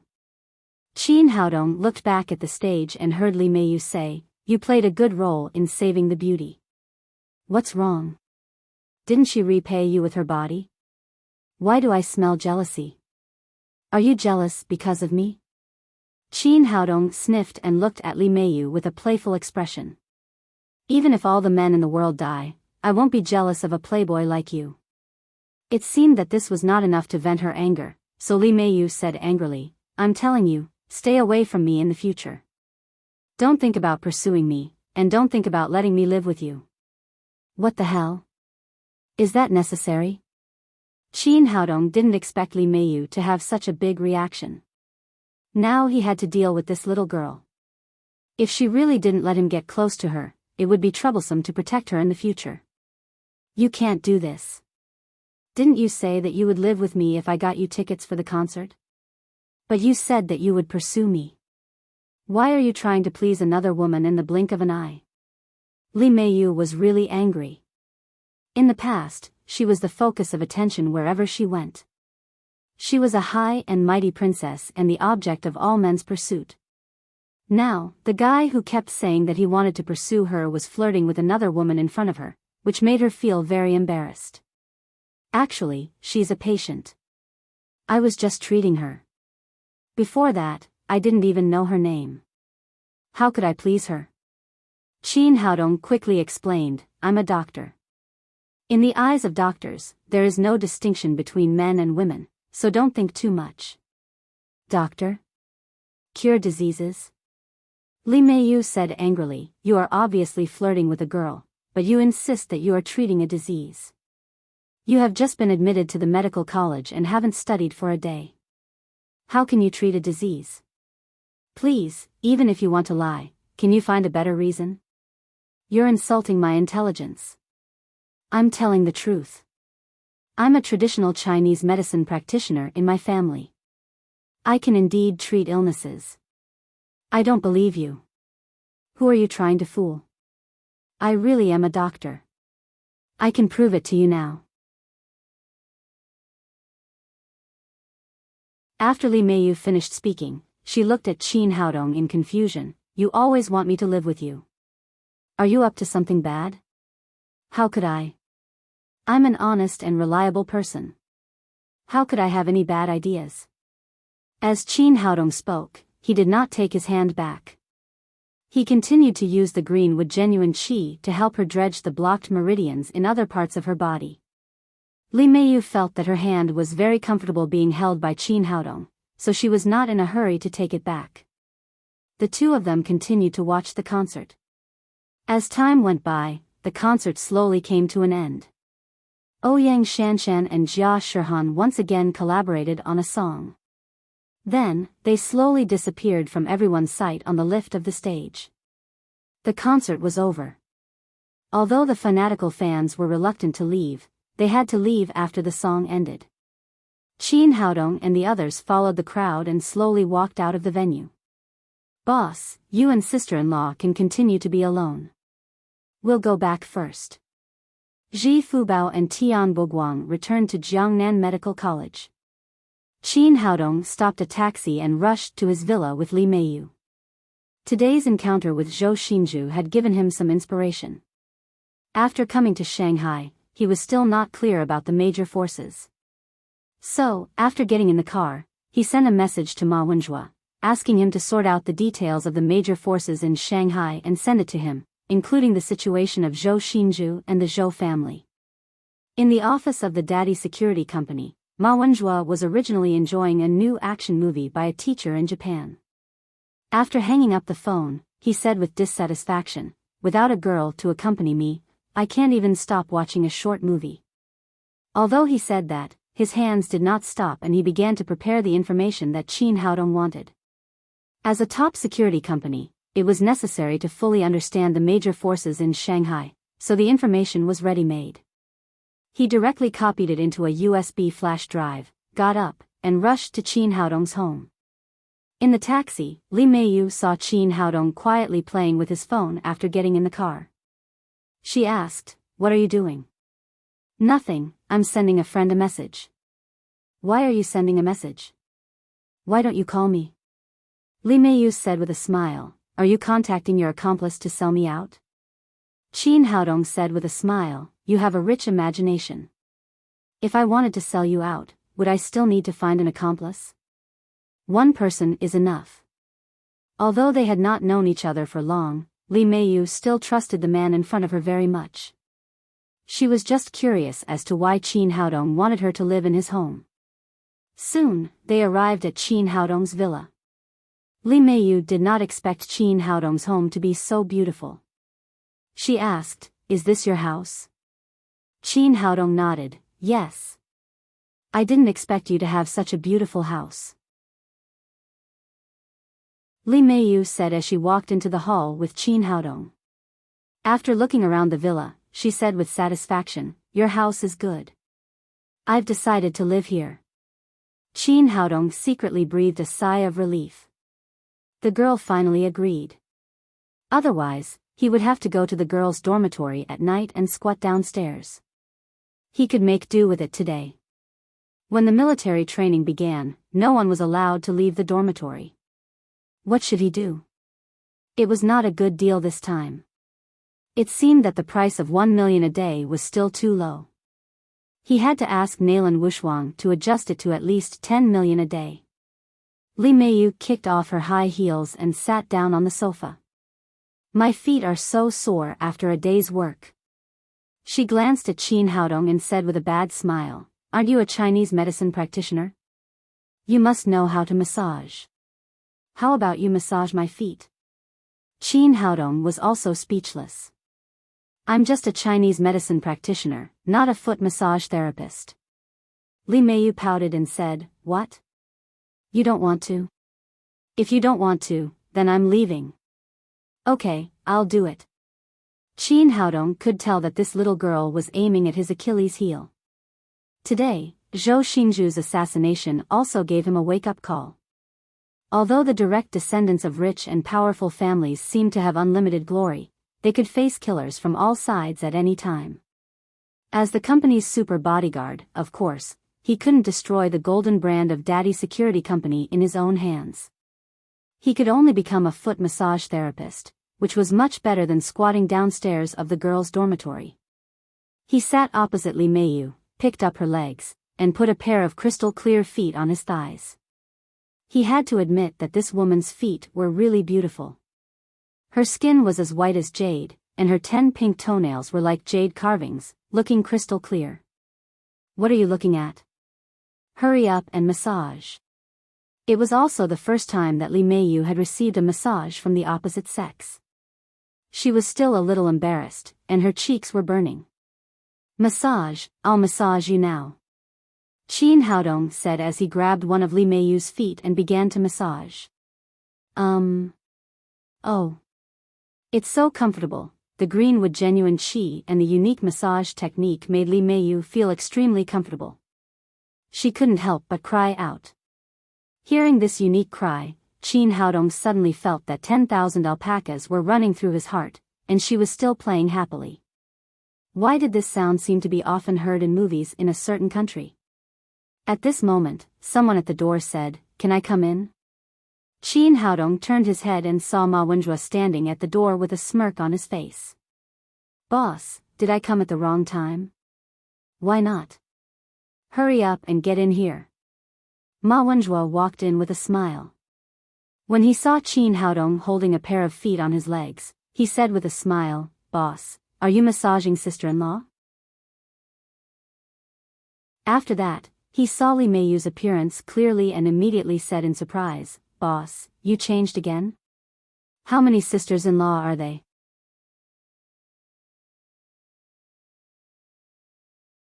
Chapter 476. When Li Meiyu saw an outsider, she quickly retracted her feet. Qin Haodong said, "What nonsense are you talking about? We're just friends. Even ordinary friends can massage their feet." Ma Wenjue joked, "We've been brothers for so many years. If you give me a foot massage, I'll admit that you're just ordinary friends." Qin Haodong glared at him fiercely and said, "Go to hell, I haven't lived enough. Your stinky feet can even kill flies." Li Meiyu giggled when she heard them bickering. She asked, "Haodong, who is this?" "This is my brother Ma Wenjue, and this is my classmate Li Meiyu." Ma Wenjue pulled Qin Haodong aside and said, "Boss, you're really good at picking up girls. How could you bring such a beautiful girl home on the first day of school? I'm telling you, you can't be the only one eating the meat. Brothers can't even drink the soup. Today, you must teach me a thing or two." Qin Haodong said, "Come on, have you brought what I want?" "I brought it. Isn't it just information? It's all in this USB flash drive. It's well prepared." Ma Wenjue put a USB into Qin Haodong's hand. "Since you've brought it, you can leave now." Qin Haodong was afraid that this guy would expose his identity if he stayed here for a long time. At that time, he would violate the confidentiality agreement signed with the elder of the Li family. "Boss, don't be like this. How can you kill a donkey after it's no longer useful? You have to teach me a thing or two. What's there to teach? If there's nothing else, don't come again." Although Ma Wenjue kept protesting, he was still driven out by Qin Haodong. After returning, Li Meiyu asked, "Why did you drive your friend away?" Qin Haodong said with a smile, "Aren't we alone? What's the point of keeping him?" Only then did Li Meiyu remember that Qin Haodong had said that there was a girl in the villa. Where was she now? She asked, "Didn't you say there was someone else at home? Why didn't I see it?" Qin Haodong was about to say something when the door opened. Jia Shihan walked in from the outside with the zither in her arms. "This is my friend Jia Shihan that I told you about." Qin Haodong said to Jia Shihan, "This is my classmate, Li Meiyu. She will live with us in the future." Jia Shihan nodded to Li Meiyu and said politely, hello. Li Meiyu looked at her in surprise and said, "Are you the girl who played the piano at the concert?" Jia Shihan never turned around until the end of the concert. This became a regret in the hearts of many fans. No one knew who this beautiful figure playing the piano was. After the concert, she went home directly without changing her clothes, so she was immediately recognized by Li Meiyu. Jia Shihan nodded. "It's me. Oh my god, your 7-string zither is so beautiful." Li Meiyu excitedly pulled Jia Shihan's hand. "Many people said that you must be ugly, so you didn't dare to turn around. It turns out that you are so beautiful." Jia Shihan said shyly, "Sister is beautiful. I'm nothing." Li Meiyu said, "Sister Shihan, don't be modest. You are more beautiful. Why didn't you face everyone at the concert today? I can guarantee that as long as you turn around, you will be very popular." Jia Shihan said, "I don't want that. Playing the piano is my hobby. I don't want it to affect my life." The way she appeared today was not to be mysterious, but she really didn't want people to know her appearance. During the days when she played the piano in the Hemming tea house, she had enough of those people's harassment. This left a shadow in her heart, so she didn't want people to know what she looked like. "Oh. That's good." Li Meiyu pulled Jia Shihan and said, "Sister Shihan, your 7-string zither is so beautiful. Can you teach me?" "Of course, as long as you are willing to learn." "Of course I'm willing. You don't know how beautiful you are when you play the piano on the stage. Even your back has fascinated many people," Li Meiyu said excitedly. "Let's go to your room and start learning now." The two women hit it off at first sight and went to Jia Shihan's room hand in hand. Qin Haodong went to the bathroom to take a shower. Then, he talked on the phone with Lin Momo and the little fellow for an hour before he slowly fell asleep. This sleep was very sweet. According to his past habits, he still got up early when the sun rose in the east. He walked out of the door wearing a vest and big pants. There was still no movement in the two girls' room. It seemed that they had played too late last night. He went to the living room alone. He remembered that Ma Wenjue had given him yesterday that he hadn't had time to look at. He took it out and plugged it into the TV. The TV given by Yang Jinlong was not only big enough, but also advanced enough. It could be directly connected to the internet and the USB. It was very convenient to use. After plugging in the USB, he took a cup of yogurt from the refrigerator. While drinking, he pressed the power button of the remote control. The TV screen flashed, followed by a familiar and exciting cry. At this time, on the big screen, a man and a woman were happily playing a very primitive human reproduction game. "What the hell, what is this?" Qin Haodong was so scared that his hands trembled. The yogurt that he had just drunk spilled out.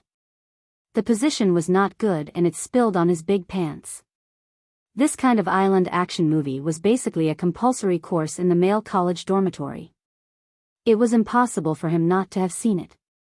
The reason why he was so nervous was that he was afraid that the sound would be heard by the two girls who were sleeping.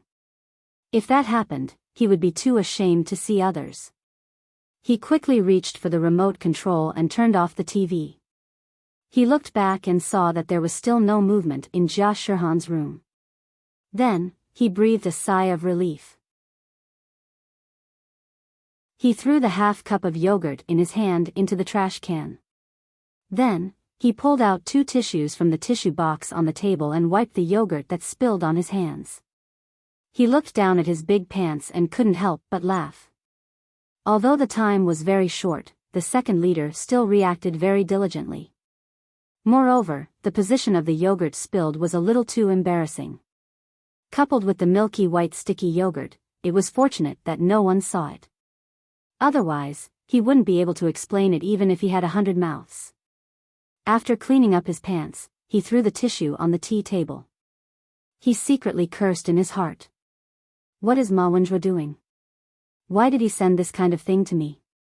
Where is the information of the major forces in Shanghai? How did it become an action movie from Japan? This guy must have been watching an action movie when he was getting the information from me, so he made such a big mistake. After figuring it out, Chin Haodong hesitated for a moment and finally picked up the TV remote control. It had to be said that Japan was still leading the world in action movies. Although he used to be an immortal emperor, he wasn't a real immortal. He couldn't be immune. Since he was a layman, he couldn't help but like to watch Japan's action movies. He just shook it a little, so he didn't see it clearly.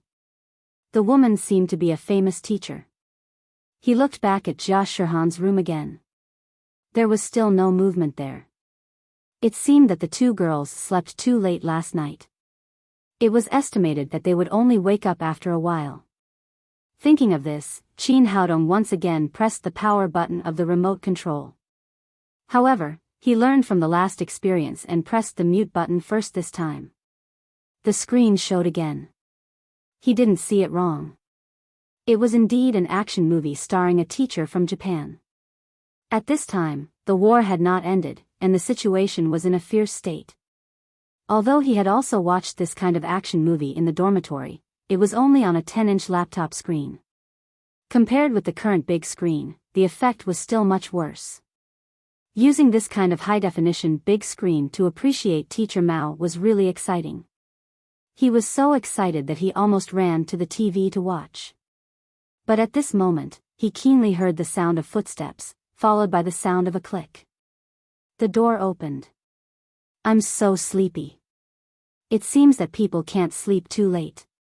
If they stay up too late, they will suffer from insomnia. With a murmur, Li Meiyu came out of the room. Why did this girl get up so early? If she saw it, it would be over. Chin Haodong quickly pressed the remote control in his hand and turned off the TV. Then, he turned to the bed and put on a look of enjoying the scenery. But soon, he was embarrassed to find that in such a short time, he had already propped up his own world, which made his big underwear look particularly eye-catching.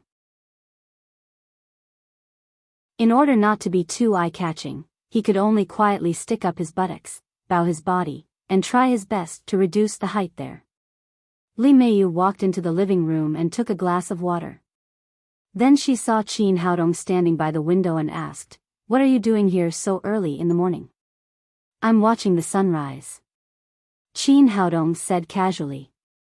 In fact, all his attention at this time was on the second master, hoping that he would lie down quickly and eliminate the current embarrassment. Li Meiyu glanced out of the window and said, "Are you sure you're waiting for today's sunrise? Don't you see that it's cloudy outside? How can there be a sunrise?" In fact, it doesn't matter whether it's cloudy or not. If you're well, it's a sunny day. Are you still asleep? Why are you still talking in your sleep?"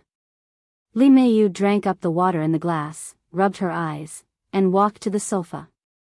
After sitting down, when she was about to take the remote control, she suddenly found the two pieces of tissue on the tea table.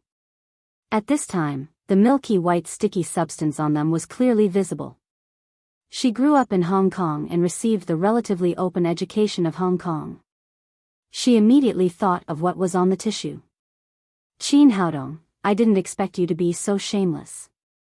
How dare you do such a dirty thing here in the morning?" In anger, Li Meiyu immediately roared. Only then did Chin Haodong remember the two pieces of tissue. He quickly came to his senses and explained, "You misunderstood. It's not what you think. It's yogurt on the tissue. You're really good at quibbling." Li Meiyu pointed at his exaggerated big pants and cried, "Do you think I can believe you?" Chin Haodong looked down at the disappointing guy and the yogurt mark on his big pants. He secretly complained in his heart. It was really difficult to explain. "Sisterly, why did you quarrel with him? Didn't I tell you that he is a good person?" The door opened again and Jia Shihan, who had been woken up, came out of the room. Li Meiyu said angrily, "Good person? Sister Shihan, you were deceived by this big pervert. How can he be a good person? Sisterly, you must have misunderstood him. It's fine as long as you solve the misunderstanding." Jia Shihan came to the living room as she spoke. She took Li Meiyu's hand and said, "Sister, what's going on? Li Meiyu stared at Qin Haodong and said, "Tell me." "I'll tell you. I'm not afraid of the shadow." Qin Haodong turned around, pointed to the 2 pieces of tissue on the table and said, "I drank a cup of yogurt this morning and accidentally spilled it. So I wiped it with these 2 pieces of tissue and put it on the tea table." She insisted that I was. Speaking of this, he suddenly stopped. Facing Jia Shihan's innocent big eyes, he really couldn't say the second half of the sentence. Jia Shihan didn't understand what was going on and continued to ask, "What is it?"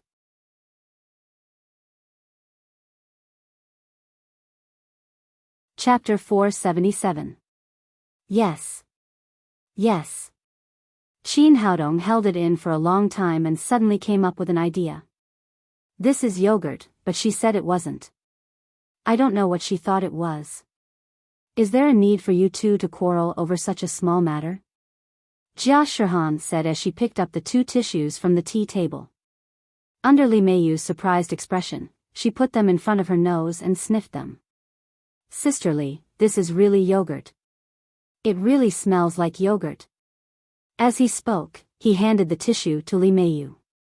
"If you don't believe me, you can smell it. It really smells like yogurt." "I don't want to smell it. It's disgusting. Throw it away quickly." "If you want to drink yogurt, I'll take it myself," Li Meiyu said as she hid far away. She took out 2 bottles of yogurt from the refrigerator and threw one to Jia Shihan. Jia Shihan took the yogurt, turned around and said to Qin Haodong, "Brother, do you want to drink yogurt? You can drink it. I just finished." Speaking of this, Qin Haodong's expression suddenly became nervous because he saw Li Meiyu pick up the TV remote control and press the power button. At this time, it was too late for him to stop her. The TV screen flashed and the action movie just now began to play again. At this time, Teacher Mao's opponent had changed to another fierce man. The 2 of them were fighting together, and the battle was extremely fierce. This extremely stimulating scene was released through the huge TV screen. That scene made Qin Haodong feel like he was going to die. "It's over. It's over. It's completely over. If I had known earlier, I would have just pulled out the USB flash drive." Fortunately, his reaction was fast enough. In an instant, he exerted the body technique of a 3rd-level Supreme Power Master to the extreme. He came to the front of the TV as if he had teleported and pulled out the USB flash drive. The picture on the TV disappeared. Li Meiyu watched a soap opera with Jia Shihan last night. When she got up in the morning, she was bored and wanted to continue watching it. Unexpectedly, as soon as she turned on the TV, she saw such a scene that made her blush and her heart beat faster. She had seen this kind of small action movie before, but it was out of curiosity. She secretly watched it on the computer. She had never watched it on such a big TV screen in front of others. When the image appeared on the big screen, she was so shocked that her wrist shook and the yogurt spilled on her nightdress. For a moment, she was ashamed and angry. She hurriedly wiped the yogurt off her body, then pointed at Qin Haodong and shouted, "How dare you peep at this kind of thing? What else can you say now?" When Jia Shihan turned around, Qin Haodong had already unplugged the USB. She didn't see the picture on the TV. She asked curiously, "What happened?" "See, I told you it was yogurt. You would spill it if you weren't careful." "You didn't believe me." Qin Haodong was indeed an old monster who had lived for more than 500 years. At this time, he had regained his composure. As he spoke, he pulled Li Meiyu aside and whispered, "I'm innocent. This USB flash drive was given to me by Ma Wenjue. I originally wanted information, but I didn't expect that it would contain such a thing. I was also shocked when I opened it just now. That's why yogurt came out. It's exactly the same as yours." From the bottom of her heart, Li Meiyu believed Qin Haodong's words, but she still cried, "You're all jackals of the same lair. None of you are good people." Qin Haodong looked back at Jia Shihan, who was full of doubts, and said in a low voice, "Stop arguing. Shihan is a pure little girl. She doesn't know anything. Don't lead her astray. How about we let today's matter pass? I must reveal your true colors to Sister Shirhan and let her see who you are. You're not done yet, are you? Where's the basic trust between people? I said I'm innocent. Looking at Li Meiyu's unforgiving expression, Qin Haodong took out a small jade bottle from his pocket and gave it to her. He said, "This is for you. Let's pretend that nothing happened. How about it?" Li Meiyu took the small jade bottle and asked, "What is it?" "It's an ancestral secret recipe. It's an exclusive physique-improving pill. After eating it, I guarantee that you'll be strong and healthy and won't get sick." "Really?" "Of course it's true. If it's fake, I'll compensate you with the villa." "Humph, even if it's true, don't try to bribe me." Li Meiyu snorted disdainfully, but she held the small jade bottle tightly in her hand and carried it behind her back. It was obvious that she wanted to take it for herself. Qin Haodong was so angry that his nose was crooked. "Since you don't want to be bribed, why do you want my things?" However, now was not the time to argue. He took out another small jade bottle and said, "How about this? The breast enhancement and body shaping pill can reduce the fat in other parts of the body. It will stick to your chest and allow you to increase your cup size in the shortest time." While speaking, he glanced at Li Meiyu's chest. Because he had been nervously defending himself just now, he didn't notice that the girl was dressed so sexily. She was wearing a black lace nightdress with straps, which exposed her white shoulders and sexy collarbone. Below it were two long white legs, which exuded an attractive luster under the light. Seeing that the bulging nightdress had begun to take shape, according to his experience, this girl should already have a C cup. He didn't know if the breast enhancement and body shaping pill would be tempting to her. It turned out that he had underestimated a woman's desire for a perfect figure.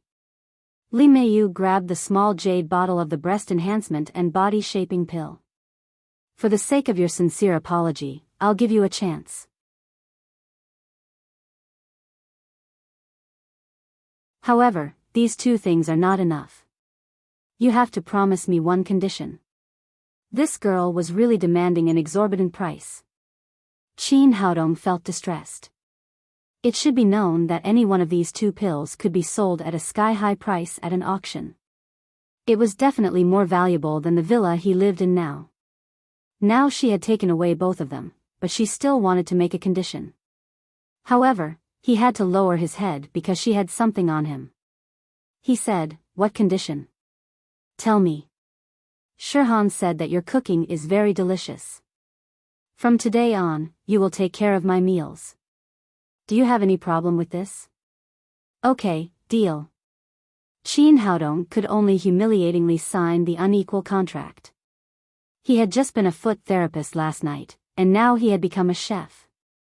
A chef who didn't know how to do foot therapies was not a good bodyguard.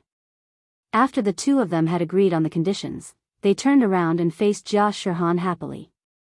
"What are you talking about secretly?" Qin Haodong said happily, "Nothing. Your sister Li is a little uncomfortable, so she asked me to prescribe some medicine for her. She was too embarrassed to tell me." Li Meiyu was still very contractual. She shook the small jade bottle in her hand and said, "Yes, I asked him for some medicine." Jia Shirhan didn't think much about it. She said, "What was on TV just now?" It felt so strange. Li Meiyu curled her lips and turned to look at Qin Haodong. Qin Haodong said embarrassedly, "In fact, it's nothing. A woman is sick, and a male doctor is giving her an injection." Jia Shirhan asked curiously, "But I just heard a sound." The woman seemed to be in pain. "Yes, of course, the injection hurts, and the doctor's needle is a little thick, so it's a little painful." Qin Haodong racked his brains to find a suitable reason. He deeply understood what it meant to be a pain in the ass. "Brother, why did you pull out the USB flash drive? Can't you let me see it?" "No." Qin Haodong hurriedly said, "The scene of the injection is too bloody. It's not suitable for children. I'm afraid that you will have a fear of doctors in the future, so it's better not to watch it." Seeing this pure and cute girl become so curious, Qin Haodong was afraid that she would continue to ask, so he quickly said, "You too must be hungry. I'll go cook for you now." After that, he rushed into the kitchen at a speed of 100 meters and slammed the kitchen door. What's wrong with him? Why is he so strange? Jia Shihan looked at his back and said in surprise. Li Meiyu curled her lips and said, "He has a guilty conscience." Jia Shihan said, "Sisterly, you can't say that about him. He is a good person." I won't say it. Let's watch TV. Li Meiyu said as she picked up the remote control and found the soap opera she had not finished watching yesterday. Qin Haodong went into the kitchen, took out his mobile phone and dialed Ma Wenjua's number. "Boss, how is it? Is the film I gave you good? Let me tell you, this is my treasure. If I hadn't taken the wrong one yesterday, I wouldn't have given it to you. Send it back to me after you watch it." As soon as the phone was connected, Ma Wenjua's cheap voice came from the other side. Qin Haodong said angrily, "It's not good. You didn't tell me what was in it. I just turned it on the TV and Li Meiyu saw it. How do you want to settle the score?" "What? Others saw it?"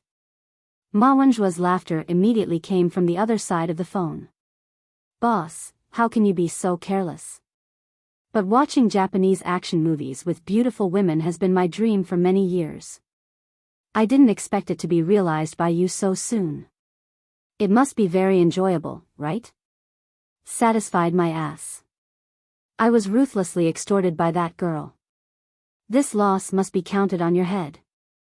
From today onwards, your salary is gone." Qin Haodong was gnashing his teeth as he spoke, but Ma Wenjua shouted on the other side of the phone, "Hello? Hello? Why is the signal so bad?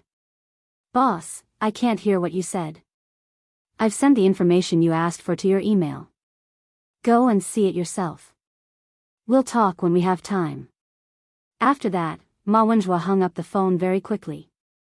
Then he took a long breath, patted his chest and said, "That was close.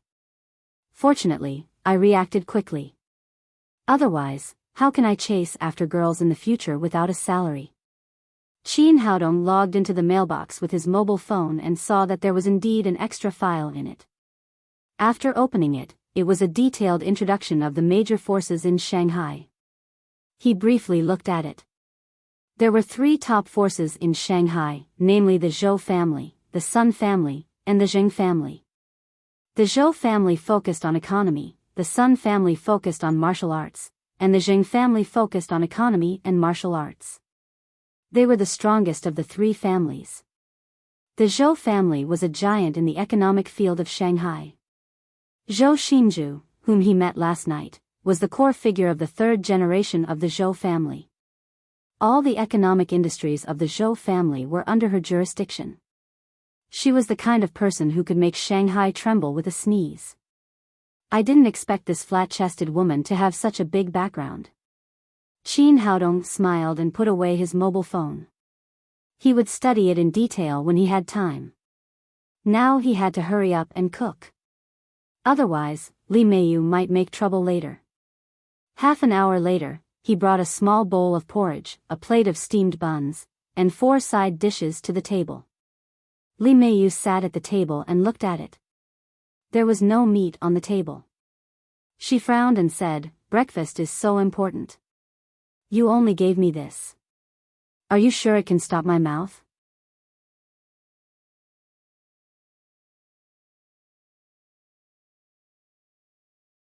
Chapter 478.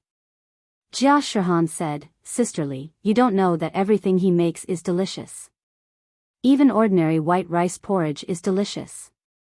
I don't know what he did to you. You help him with everything. How can a bowl of porridge taste good?" Li Meiyu said as she put a spoonful of white rice porridge into her mouth. Suddenly, her beautiful big eyes widened. The fragrance and natural aroma of the white rice porridge quickly occupied her taste buds, making her feel so delicious that she wanted to shout. After taking a bite, she could no longer stop eating. She ignored Qin Haodong and began to attack the breakfast in front of her. Jia Shihan smiled and also began to eat. The first time she tasted the food personally cooked by Qin Haodong, she was like this. After breakfast, Qin Haodong and Li Meiyu left the villa together and rushed to school. Today was the first day of school, so they couldn't be late. After leaving the concert venue, Zhou Xinzhu returned to the Zhou family's manor. She handed the female killer over to the security department for interrogation and then hurried to the Zhou family's private hospital. As the richest top family in Shanghai, the Zhou family owned a luxurious manor that ordinary people could not imagine. At the same time, it was also equipped with a private hospital. There were the world's most advanced medical equipment and the world's best doctors there. Her breast cancer was diagnosed here.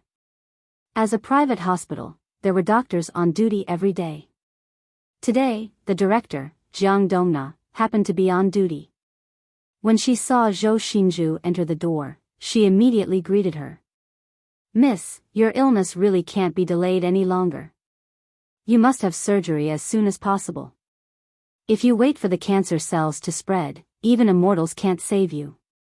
She graduated from the most famous medical school in M country and had a double doctorate in medicine. Now, she was both the director of the private hospital and Zhou Xinzhu's attending doctor.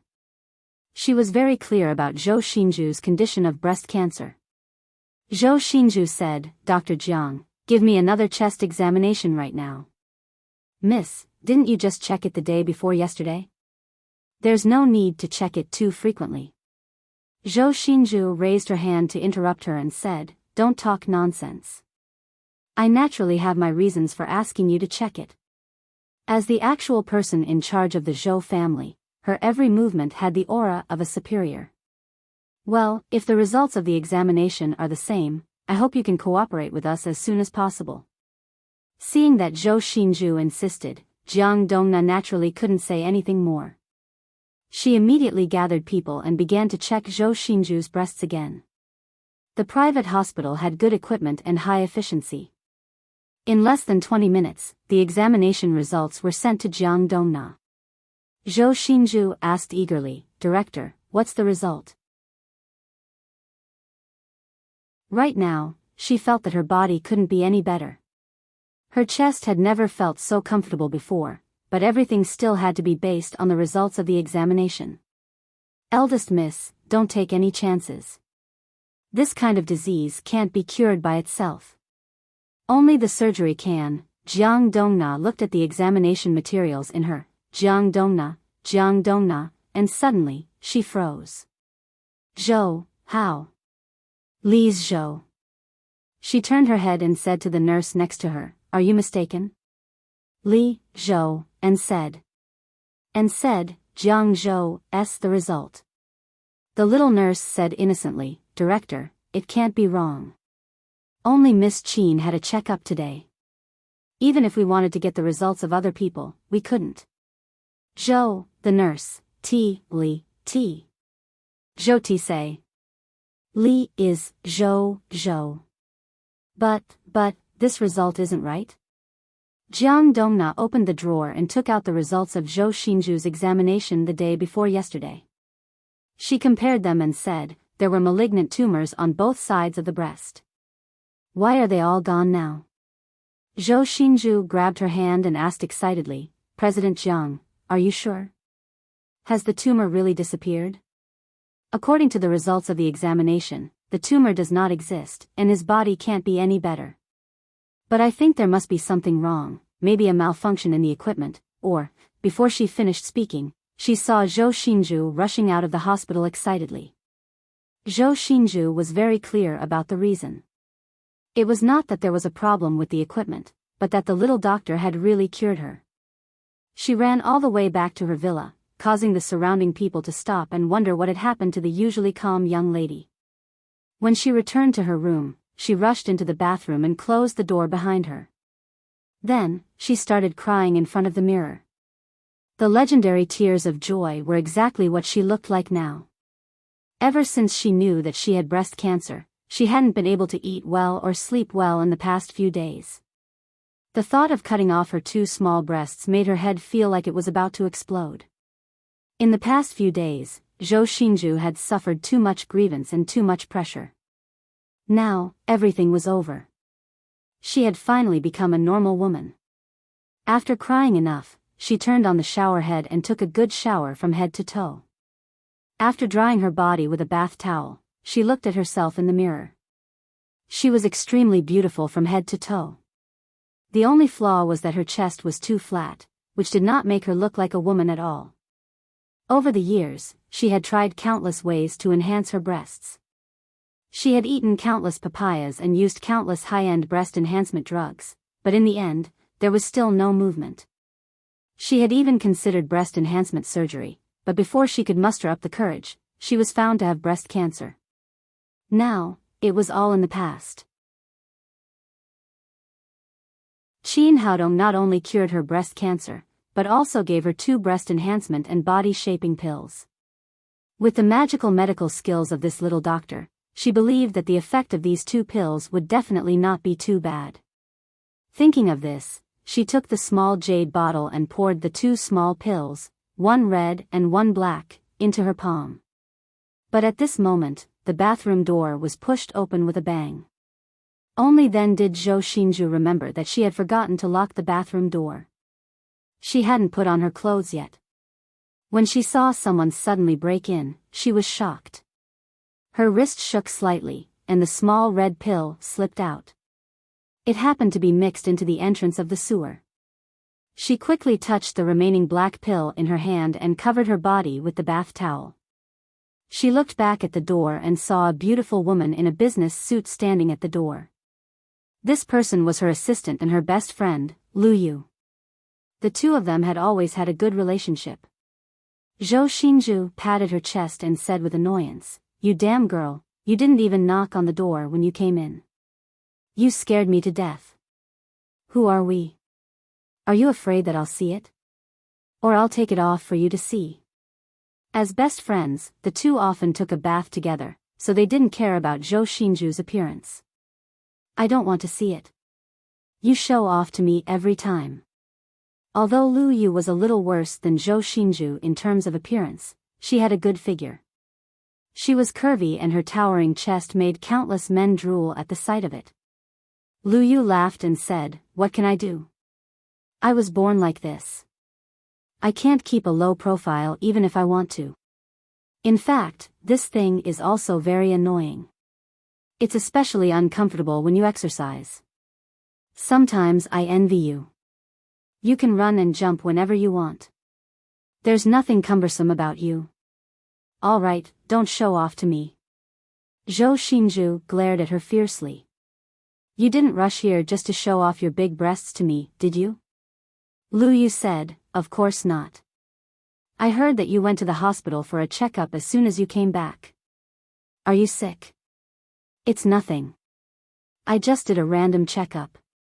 Although the 2 of them had a good relationship, Zhou Xinju never told Lu Yu that she had breast cancer out of self-esteem. "It's good that you're fine.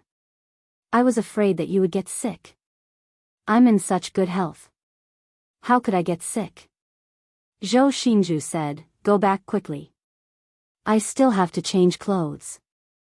"Do you still have to change clothes behind my back? What haven't I seen?" Lu Yu said as she pulled off the bath towel on Zhou Xinju's body. Then, she ran out with a smile. Zhou Xinju locked the bathroom door and let out a sigh of relief. "That damned girl. She scared me to death. She made me lose a pill." She went to the sewer and made sure that the pill had completely rolled in. It was impossible to get it back.